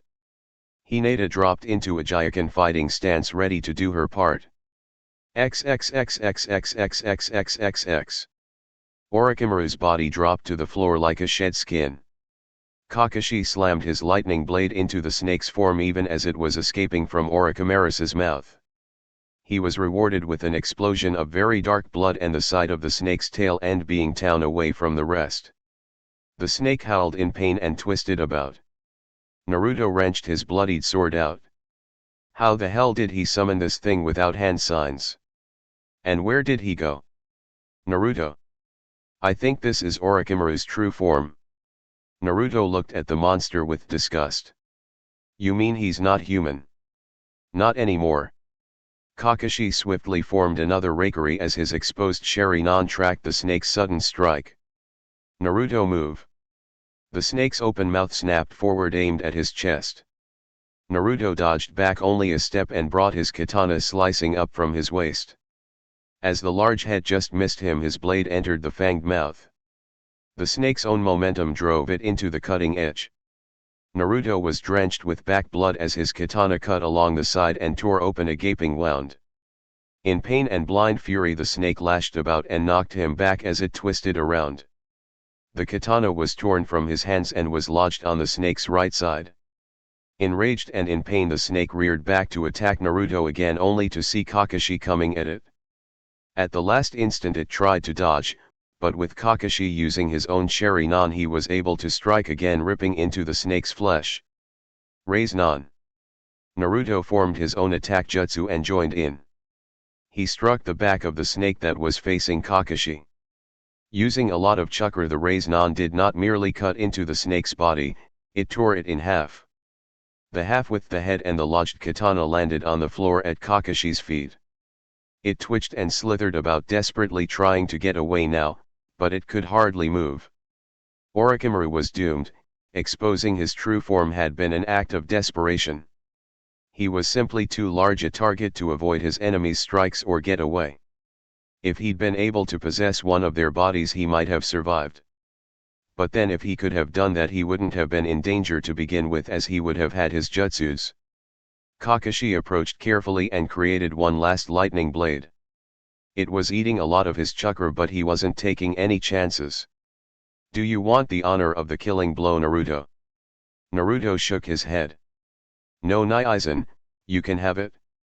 Alright, I'm just sorry I couldn't have had this chance years sooner. With that he plunged his hand into the snake's head. With that the great Orochimaru, both genius and monster, finally died. Our orders are to destroy the body completely, Kakashi said as he activated a simple fire jutsu. All right. Naruto yanked out his katana and left the room to join Kiba and Hinata in the corridor. There were 20 men on the floor, all of them unconscious. We did it, we're going to leave in a second. Hinata asked. He's really dead? Naruto nodded warily. He really is. They had accomplished their goal, but now had to make it back alive. Kakashi exited the room that was now ablaze. He quickly covered up his Sharingan again. He was sweating and puffing a bit. All right, let's get out of here same way as we came. With Hinata guiding them, they began to move. XXXXXXXXXX. There was a knock on his door. Not expecting visitors, Kabuto answered it. To his surprise, there were 2 Umbu standing there. May I help you, Umbu-san? He said politely. The one in the owl mask spoke. Come with us please, you are needed to answer a few questions at Umbu headquarters. I see. He answered with a smile. Activating his chakra blade, he moved with lethal speed, taking them by surprise. The one with the owl mask got his throat cut, while the other had his heart sliced in half while still inside his chest. It was not the first time Kabuto had been underestimated. If the Umbu had suspected what he truly was, there would have been at least a dozen of them. He dragged the bodies swiftly into his apartment and put on one of their uniforms. Time was of the essence, so he would not bother taking anything with him from the apartment. There was nothing incriminating in it anyway. He was much too smart to ever write anything down that might prove dangerous. He had always known that his time in the Leaf Village might end suddenly, and now it had. His work as a spy was over, and he would need to return to his Lord Orochimaru. Leaving the only home he had ever really known, he had 3 regrets. He would like to have said goodbye to his adoptive father. He would have liked to have done the same with his only real friend Noval. And he would have liked to have completed his last mission, but it seemed Tsunade's death would have to wait. But he might make time for one quick stop before leaving the village. XXXXXXXXXX. Suzuki, there's a phone call for you. His mother said. I've got it, Mom, thanks. He waited for her to click off. Yes. Sasuke, it's your good friend. He didn't name himself, but he was sure Sasuke knew his voice. A little trouble came up, so I'm taking a little trip. Just wanted to let you know. I see, Sasuke spoke carefully. Would this trouble have anything to do with me? No, of course not. A cheerful voice answered. Though a few questions may be asked, there is no reason for my trouble to bother you. I'm not sure when we'll see each other again, but I suspect that we will. I'll give our mutual acquaintance your best. With that, the line clicked dead. Sasuke hurriedly hung up his end and returned to his room. XXXXXXXXXXX. Kabuto hung up the payphone and headed for the gate. With the Umbu's face and ID, leaving the village would be no problem at all. Chapter 49, Celebrations. They were 2 days out of the enemy base when a single sound nin approached them. Both Hinata and Kiba confirmed that he really was alone rather than a scout for a larger party. He was a deathly pale and thin teenager with white hair and 2 red dots above his brow. Though it was obvious he was ill, the sound nin attacked the 4 of them without hesitation. He had a unique ability to draw bones from his body and use them as weapons. The sound nin stood calmly in a field surrounded by Kakashi, Kiba, Hinata, Naruto, and 100 clones. He was sweating and clearly having difficulty breathing. Despite being an enemy and attacking, none of them had any real desire to kill him. Look, Naruto spoke to him. You can't win this fight. Just leave and we'll let you go. The teen shook his head and charged, holding a long hunk of bone like a sword. I have no desire to live now that he is dead. As he charged, he was met by a dozen clones. Naruto was surprised to see the bone actually stand up to cuts from a katana. He was even more surprised to see the skill with which the teen defeated his clones. You're a 5th level master of the blades. He nodded. I am, not that it matters now that he is no more. You mean Orochimaru? Naruto asked. Yes. He betrayed the Leaf Village and was our enemy. Naruto said flatly. It was our duty to kill him. The sound nin nodded. Yes, I understand that. And it pleases me slightly to know he met his end at the hands of ninjas with honor. But he was the only one who ever truly understood me, the only one who ever cared. I am ill and am soon to die. When I die, my clan will die with me and be no more. I had hoped to live on in Lord Orochimaru's heart. But now that he is gone, when I leave this earth, I will truly be forgotten. Kiba shook his head. You actually think a bastard like him cared about you? You were just brainwashed. Fury filled the young man's eyes. Shut up. What the hell would you know about it? He charged forward and Naruto and his clones got ready. But after taking 4 of 5 steps, he suddenly cried out and clutched his chest. Blood poured from his mouth and he collapsed in the grass. Naruto, be careful. Hinata called out as he rushed to the ninja's side. Naruto knelt beside him. It was obvious that the young man was at his end. Naruto did not want him to die alone and took his hand. I'm sorry. The ninja looked up at him, but if he wanted to say something he was unable to, as his breath left him and he died. Naruto got back up. The rest of his team was beside him. He reminded me a little of Haku. I think everyone needs at least one precious person in their lives. Too bad his had to be such a complete bastard. Kiba remarked. Naruto couldn't really argue that. Kakashi spoke. All right, we have to keep going, we're not out of Rice Country yet and we still may run into enemy patrols. Naruto and the others nodded. All but 2 of the clones disappeared in a puff of smoke. Give him a proper burial. The 2 clones nodded. Naruto and the rest of his team got moving again. I never even knew his name. XXXXXXXXXX. They ran into no further trouble and Team 7 returned home early in the afternoon of October 8th. XXXXXXXXXX. You're absolutely certain? Tsunade asked. Kakashi nodded with a smile beneath the mask. Yes, Hokage-sama, the son in Orochimaru is confirmed dead. Who had the killing blow? She asked. Kakashi shrugged. That would be me. But, he added quickly, I couldn't have done it without my team's help. She nodded, smiling at the rest of the team in her office. That of course goes without saying. You should all be very proud of yourselves. You've helped remove the greatest threat Konoha has ever known. She turned her focus back to Kakashi. You though are going to be known as the killer of Orochimaru. She reached into a desk drawer and took out an envelope. Here, this is yours. She handed it to him. What is it? He took the envelope warily. Tsunade smiled. That is a certified check for 50 million ryu, the total of all outstanding bounties on Orochimaru. There was complete silence for a moment. Cool. Kiba said. Lunch is on sensei from now on. Naizen. Naruto was just able to catch him as Kakashi fainted. XXXXXXXXXX. Ha. I still can't believe you fainted like that, sensei. Kiba joked as they left the restaurant. Naruto had actually wanted to go to Ichiraku's, but Kiba was loudly insistent they go to a more expensive steakhouse. Kakashi rolled his one visible eye. Fine Kiba, the next time you get handed a check for 50 million ryu you had better not faint. Naruto looked at him curiously. What are you going to do with it? Kakashi smiled. Invest it?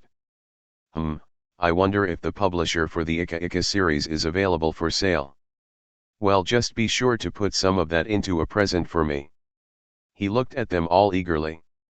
You do all know my birthday is tomorrow, right? Of course, Naruto-kun. We could never forget that. Hinata said excitedly. He had a huge grin on his face. So you're all coming, right? Technically his birthday was on the 10th, but they always celebrated a day early. The 10th remained a day of mourning for his family as much as for the rest of Konoha. Naruto-kun, of course I'll be there. Hinata answered. Right, like I'd miss a party. Kiba grinned and Akamaru barked enthusiastically. Kakashi had whipped out his little orange book and was engrossed in it. Oh, was that tomorrow? Naizen. Naruto pouted. Let me just check and see if I have anything scheduled. XXXXXXXXXX. Welcome home, Naruto-kun. His mom gave him a big hug as he walked in the door. Along with his mom, Alisa, Saishu, and Haku were also there to greet him. The family's getting bigger. Naruto had a huge smile on his face. It's great to be home. Alisa ran up to him and gave him a hug as soon as his mom let go. I missed you, Naizen. Well, I missed you too, Imuto. He reached down and playfully rubbed the top of her head. We have some wonderful news. Kusina said happily. Tsunade was able to treat Saishu. Uncle should make a full recovery. That's great. He went over and gave the man a hug. Grand uncle, I'm so glad you're better. The older man grinned peacefully. Thank you, Naruto, now I just hope we can finally get to know one another. He chuckled. How about a fishing trip tomorrow? We can go in the morning before the party. It can be my present to you. Naruto nodded excitedly. That would be great, grand uncle. He looked at his mom. So we are having a party tomorrow. She looked back in surprise. Well, of course we are, Naruto-kun. Do you think I would let you turn 13 without celebrating? He rubbed the back of his head. Well, I did just get back, I might not have made it back here by tomorrow. So? Kusina shook her head. Naruto-kun, if you hadn't been here we just would have held the party whenever you got back. It's not the actual day that matters, it's being with the people who love and care about you and celebrating another year of your life. He smiled and nodded. His mom had a way of really getting to what mattered. So since the mission is over now, can you tell us all about this S rank? Seeing you in such a good mood, I know it must have been successful. Yes, Naruto, Haku added. We have all been most curious. Oh well, I can definitely tell you now. His excitement was mounting. Me and my team just got back from killing Orochimaru. The three ninjas in the room stared at him silently. Alisa was looking at all of them in confusion, wondering why all their mouths were hanging open. What? Kushina finally managed to squeak out. We killed Orochimaru, he said proudly. We snuck into his secret base and assassinated him. Kushina stared at her son. Naruto, she spoke carefully. Are you saying that the Hokage sent you and your team out to kill one of the Sannin and possibly the most dangerous ninja in the world? That's right. He suddenly gulped as he felt a massive killer intent coming off his mom. Mom, what? I'll kill Tsunade. It took about half an hour for everyone to finally convince her that killing the Hokage would be a bad thing. XXXXXXXXXX. The word leaked out surprisingly fast. Well before the official announcement was made, first to the council and then to the public, rumors were flying. People on the street were saying that the Hokage had avenged her teacher by killing the traitorous snake. Throughout the afternoon word and rumors spread, and as such stories tend to, they changed as they went around the village. Tsunade had gone in secret and killed him. Kakashi had done it. Naruto, the demon of the leaf, had done it. A team had done it. A single ninja had. Orochimaru had died in his sleep. He had fought and the battle had destroyed the Sound Village. The rumors continued to spread until the official announcement was made. Kakashi was named as the one to deliver the death blow, but the Hokage made it a point to mention the other team members by name. Thus in her official proclamation she made sure that all the members of Team 7 would go down in the history books. With Orochimaru's death now confirmed, impromptu celebrations began. People literally danced in the street to know the man who had killed the third and caused the attack on their village had finally been punished. Small fireworks were lit off and there was laughter and shouting in the streets. From her office window Tsunade looked out at the village that was celebrating. What a wonderful day, she said. How about you let me take you out to celebrate it? She turned from the window to look at her guest. Is this another one of your lame attempts at getting a date? That depends, Jiraiya grinned. If it is, will you finally say yes? No. He shrugged. Well, in that case it's not. Despite herself she chuckled. Well, since you just got back, can I assume it's for Naruto's birthday? His good mood leaked out and Jiraiya took on a serious look. Well, that's the main reason, but there's more to it. She sat down at her desk and motioned for him to have a seat as well. The Akatsuki. He nodded. I still don't know very much about them, but one thing is becoming clear, Kisame wasn't exaggerating about how powerful and driven they are. Their leader, this Pain character, I still don't know much, but it looks like he'd Sunin level, maybe higher. He had of course read all the information from Kisame's interrogation. Tsunade gaped. Jiraiya loved to tell a good story. But when it came to reconnaissance and information gathering, he had always been accurate and on target. He would not make such a claim lightly. As bad as that? He nodded. Hanzo is afraid of him. Tsunade slowly nodded. That said it all. Hanzo was the most powerful ninja and leader of Rain Country and had been the one to name her, Jiraiya, and Orochimaru the Sannin. They'd been the last survivors of a brutal battle and he easily could have slain them. But he had instead chosen to honor them for their ability to survive. If he was afraid. And this man wants Naruto? She asked quietly. Jiraiya nodded once more. He wants all the Biju and Jinchuriki. He's gathering their chakra, for what final purpose no one but him seems to know. I don't believe Naruto is in immediate danger as yet. But they will come for him at some point. From what I've gathered from their past history, I expect Itachi will come after him again, but if he fails, Pain may just decide to take a direct hand. I see, she leaned back and thought. As powerful as he is, he's still nowhere near Sunin level. He's approaching Kakashi, but I'd slaughter him, so would you, Or the snaky bastard if he'd had working arms. She sighed. Kisame said he had 3 years at most. Jiraiya shrugged. That very well may be true, I have no way to confirm or deny it. He gave her a stern look. At some point in the not too distant future Naruto is going to have to face these men. He needs to become much stronger. I can't deny that, she eyed him warily. Why do I get the feeling you have something in mind? I want him to be my apprentice. Tsunade frowned, but did not immediately reject the idea. Kakashi might not like that, but there's no denying he could learn a lot from you. Do you plan on moving back into the estates? He had moved out of the Namikaze estates some months ago. Ironically enough about the time that she moved into the Hokage mansion.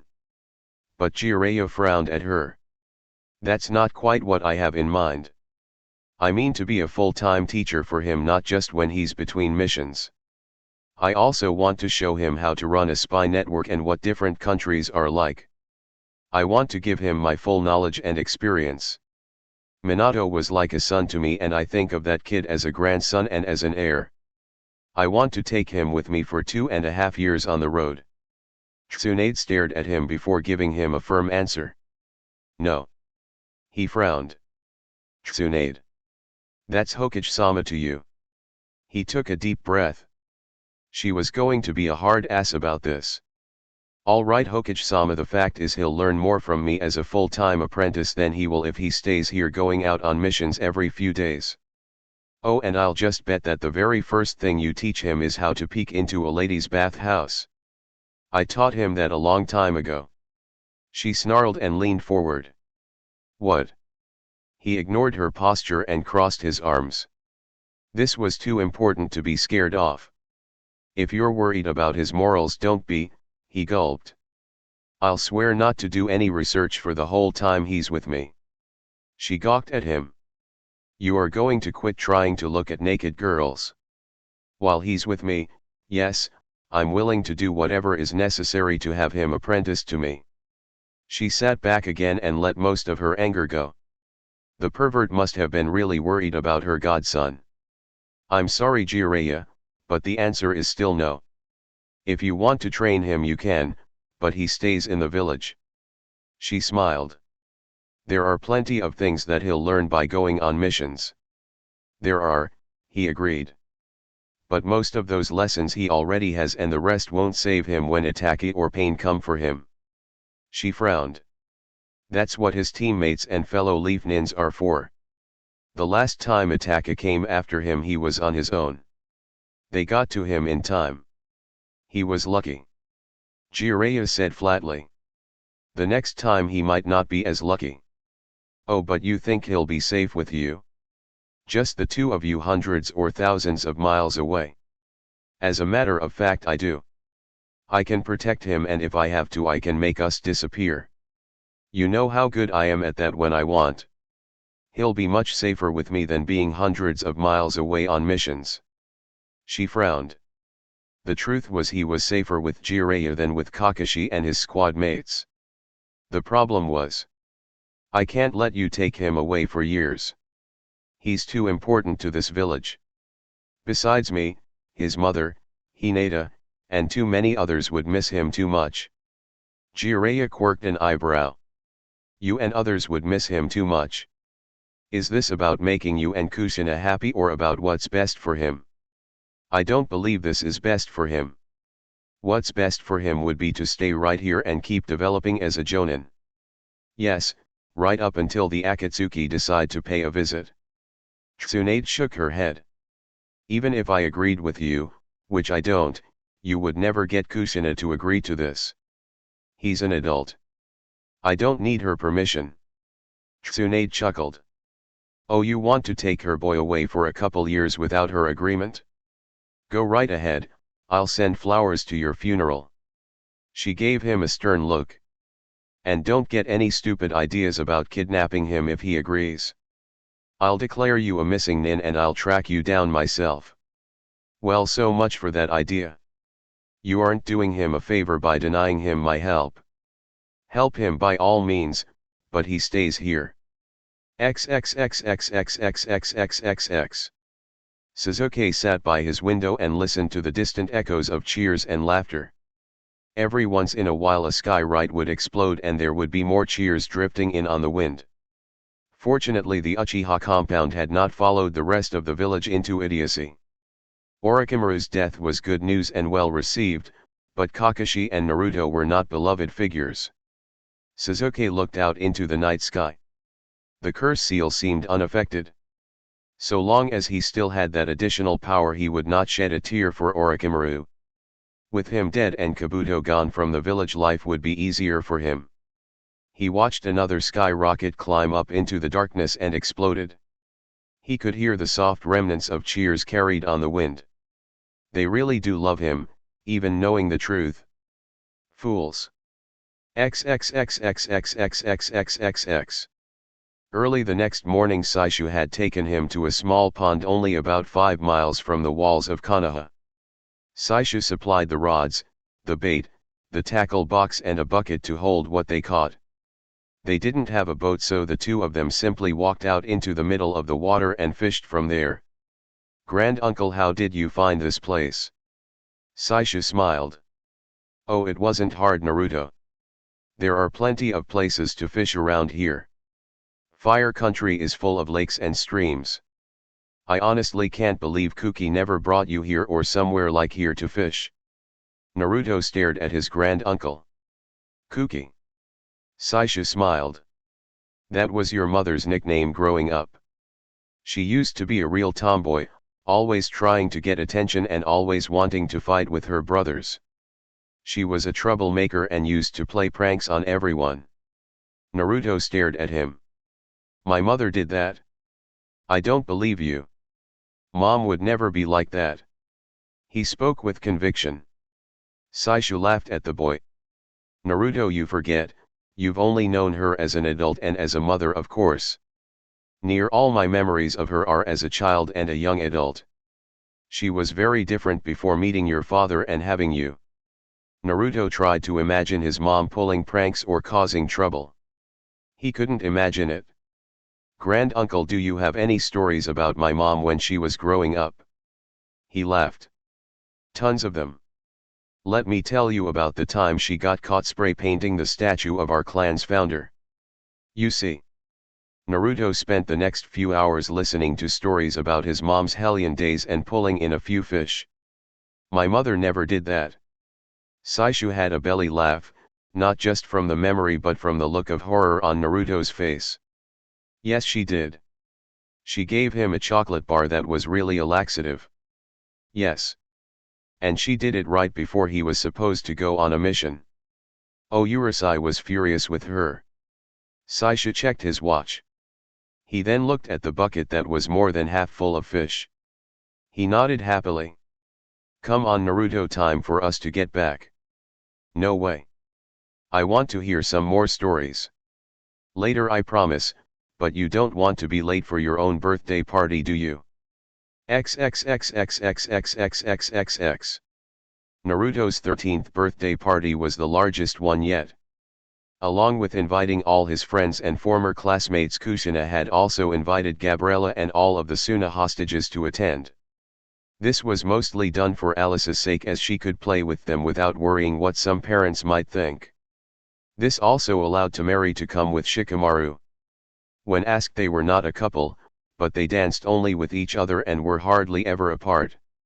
To Naruto it reminded him of how he'd been with Hinata before their first kiss. Ino and Chuji were also there, of course.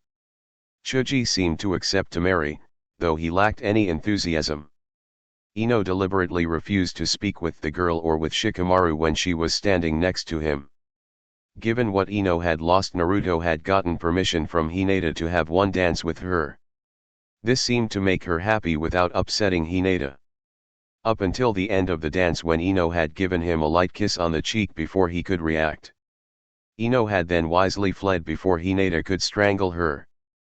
Gabriella was there and Naruto managed to make a little small talk with her. He thought she might be okay despite her clan. But he was still a long way from trusting her. He noted that she and Haku seemed to spend a lot of time together. They also had 2 or 3 short dances together. Gabriella was the sole Uchiha present as Sasuke was not there. Sakura wasn't present either, though Sino was. Jiraiya was back in the village and managed to pull him aside for just a few minutes. "Naruto, I'd like to give you some extra training." "That's great, pervy granddad." Naruto knew something was wrong when he frowned but didn't actually complain about his nickname. "Naruto, I'm going to try and spend more time in the village than I'd originally planned. Whenever you and I are both in the village, I want you to spend as much time training with me as possible. I have a lot of things I need to teach you." He smiled. Sure, Jiraiya-sensei. If he was offering to give him all this additional training, Naruto decided he could be more polite. "I'll be happy to train with you when I'm not on missions or training with my squad." For some reason that made the man frown. Naruto couldn't guess why. "That'll have to do," he muttered, then planted a false smile on his face. "Happy birthday, Naruto." Naruto had a lot of fun introducing his grand-uncle to everyone and his Imuto to those who had not yet met her.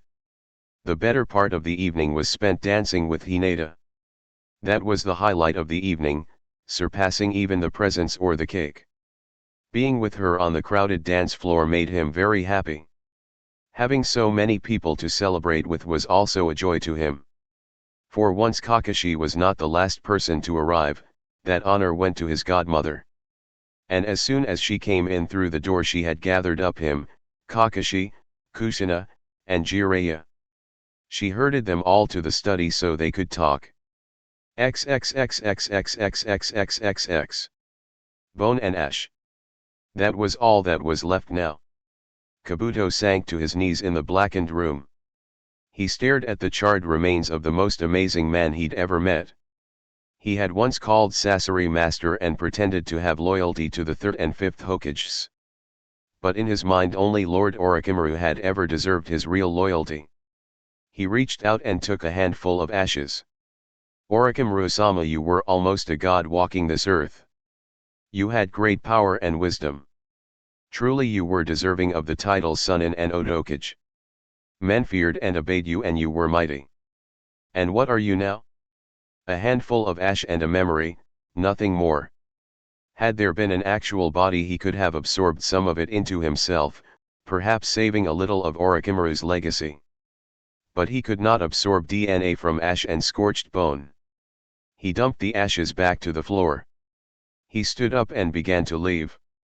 The base had been abandoned.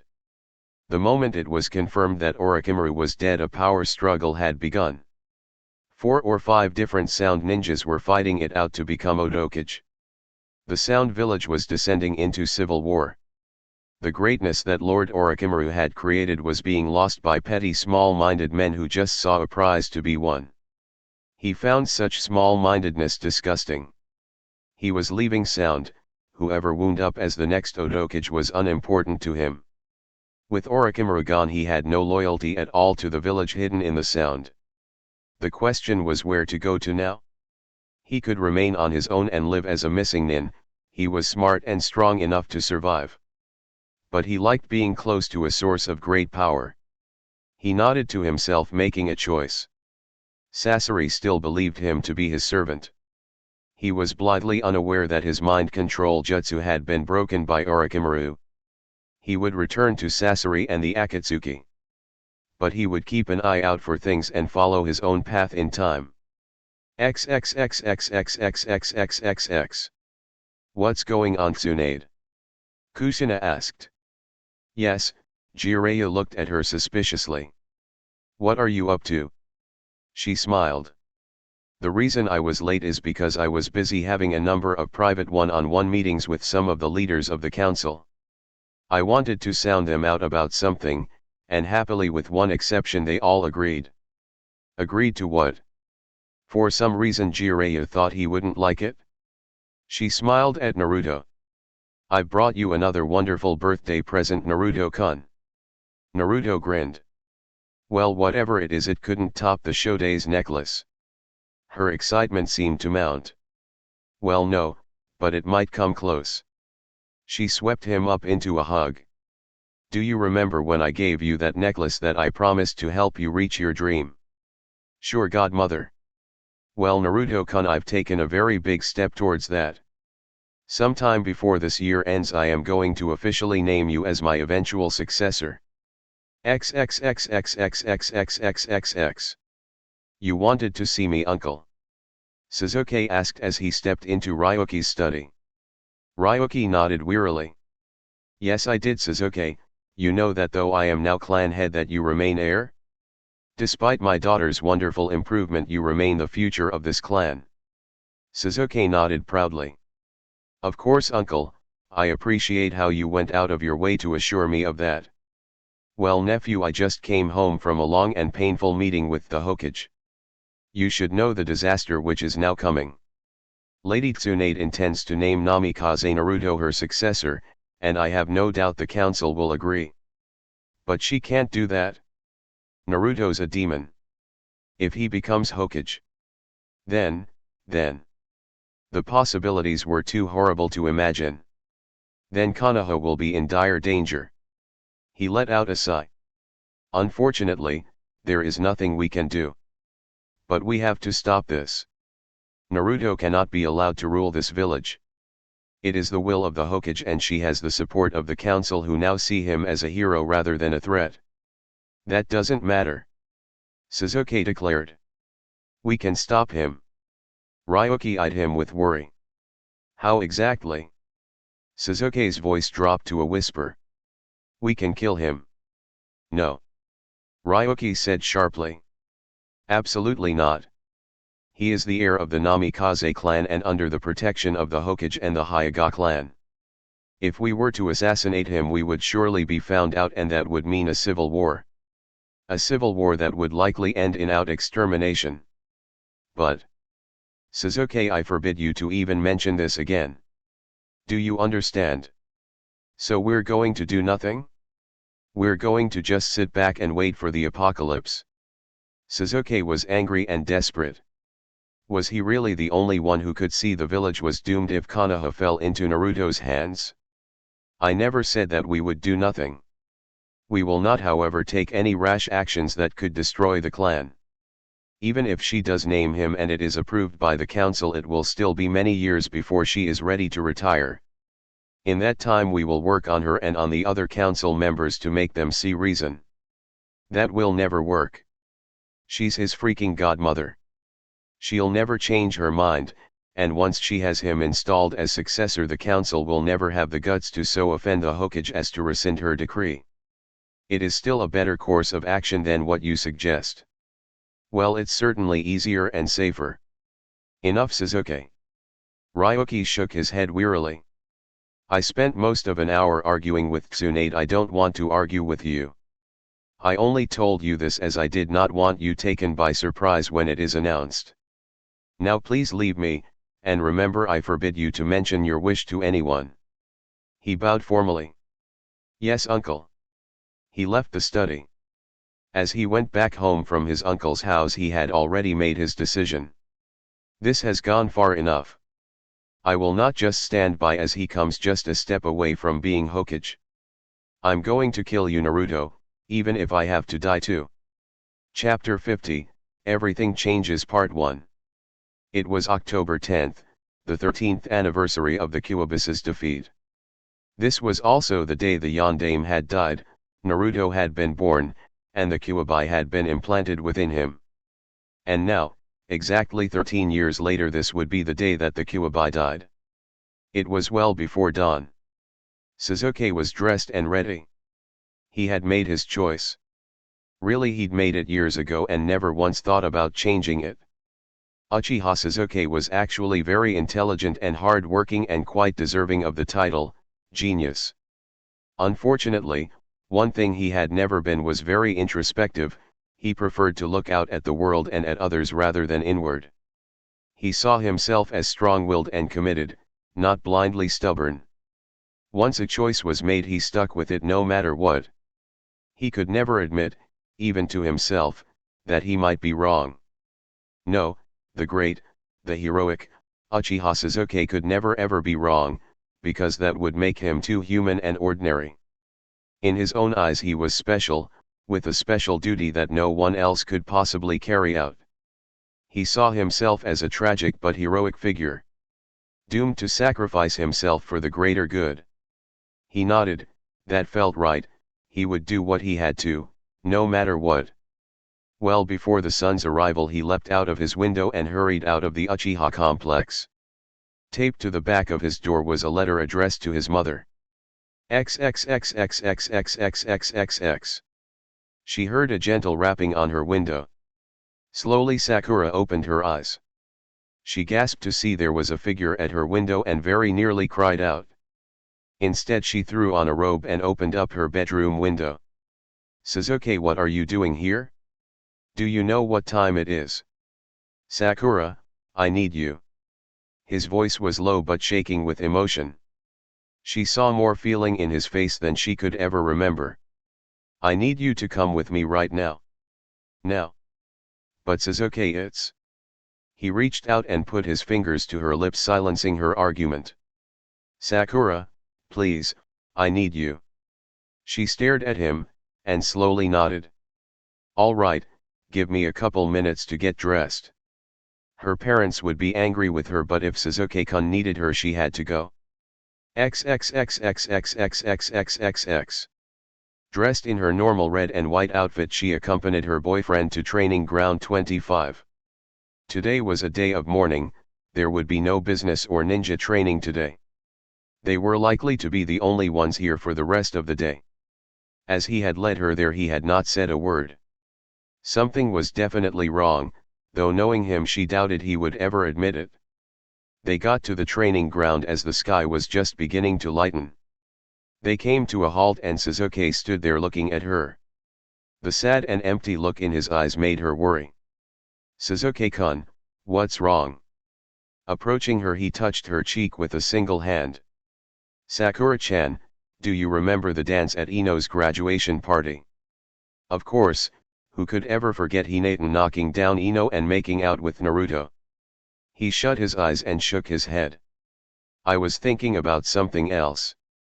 Do you remember when I told you that when I finally kissed you it would mean I was ready to give you all of my heart? She felt her face blush and her heartbeat pick up. Yeah, I do remember that. Good, he leaned in slowly and his lips touched hers. After a long sweet moment he pulled them back again. I love you, Sakura. He whispered. There was no formula, no outward excuse. A huge smile filled her face and she felt overwhelmed by the joy of finally hearing those words from him. Oh Sasuke-kun, I love you too. She leaned in and kissed him and he accepted her kiss and returned it. When the kiss ended he wrapped his arms around her and held her close. She could feel his heart pounding. I never meant to fall in love with you, Sakura-chan, it was never part of the plan, it just happened. I was thinking about who was closest to me and I realized that there was only you. You are the only one who I truly care for and the only one it would break my heart to lose. He held her a bit tighter. Sakura-chan, I need your help. She looked up at him and saw worry and fear in his eyes. He is worried about me. He really does care about me. Anything, Sasuke-kun. I would do anything for you. He swallowed and felt his hands shaking. She was so beautiful, and he really did love her. Are you sure, Sakura? Anything. Even give your life for me. She nodded without hesitation. I am Kunoichi and every time I go on a mission I am ready to risk my life for my village. I am just as ready to risk it for you, Sasuke-kun. I love you and would do anything you ask of me. He saw she really meant it and slowly nodded. He leaned down and kissed her again, a passionate, desperate kiss. He let his feelings flow out of him into that kiss. He pulled his lips back from hers and whispered to her. Are you happy, Sakura-chan? Are you happy, my love? Yes, oh yes, Sasuke-kun, I have never been happier in my whole life. I'm glad I am able to give you this. He took a deep shuddering breath. Sakura-chan, close your eyes for just a minute please. She grinned up at him. Why? Please just trust me. She nodded and shut her eyes. I trust you, Sasuke-kun. He carefully pulled out of her embrace and walked behind her. He placed both hands gently on each side of her face. She could feel his hot breath on her throat. He leaned in and placed his lips by her ear. Goodbye. And with one swift strong motion he snapped her neck. Her body jerked and fell to the grass without a sound. He stood there and looked at what he had just done. He felt pain in his eyes, as though they were burning. He shut them and stumbled away. I had to. I had to. I had to. It was the only way. After a couple minutes the pain dies away and he opened his eyes. He pulled off his heat-tie and looked at his reflection in the polished metal. His Sharingan had drastically changed. He had done it, he had activated the Mangekyo Sharingan. XXXXXXXXXX. They were all sitting down to breakfast when the phone rang. Kusina got up to answer it. Hello. She paused and listened. Yes, he is. She listened a bit more, then looked to her son and held the receiver out to him. Son, it's Marino Ibiki, he wishes to talk to you. Naruto got up from his seat and took the phone from his mom. He was wondering what the head of the Umbu's torture and interrogation unit could want with him. Hello, this is Naruto. He listened. Now. But. I see, no, that's fine, I'll be right over. He hung up. He looked at everyone. I have to go. Apparently they need my help to bring pressure on someone who was plotting to attack me. Kusina frowned. Damn it. Are there still idiots like that even now? Naruto grabbed an apple as he headed towards the door. I'll be back as soon as I can. Naizen, you're leaving? A slightly upset Alisa asked. He has to, Saishu explained. A ninja must be ready to serve whenever his village needs him. Naruto smiled. Don't worry Imuto, I'm sure I'll be back before too long. XXXXXXXXXX. It was a bit unusual to receive requests for help directly from the Umbu, but hardly unheard of. It was a bit odd though that they were asking him to go to training ground 44 rather than Umbu headquarters. He wondered if they were using the Forest of Death as a way to bring additional pressure on whoever it was they were interrogating. It was still early enough for the streets to be nearly empty. Naruto raced over the rooftops wanting to get there quickly and also quietly. Though many people might be surprised to know it, October 10th was a day of mourning for his family just as it was for a great many others. To his mind, October 9th was his birthday.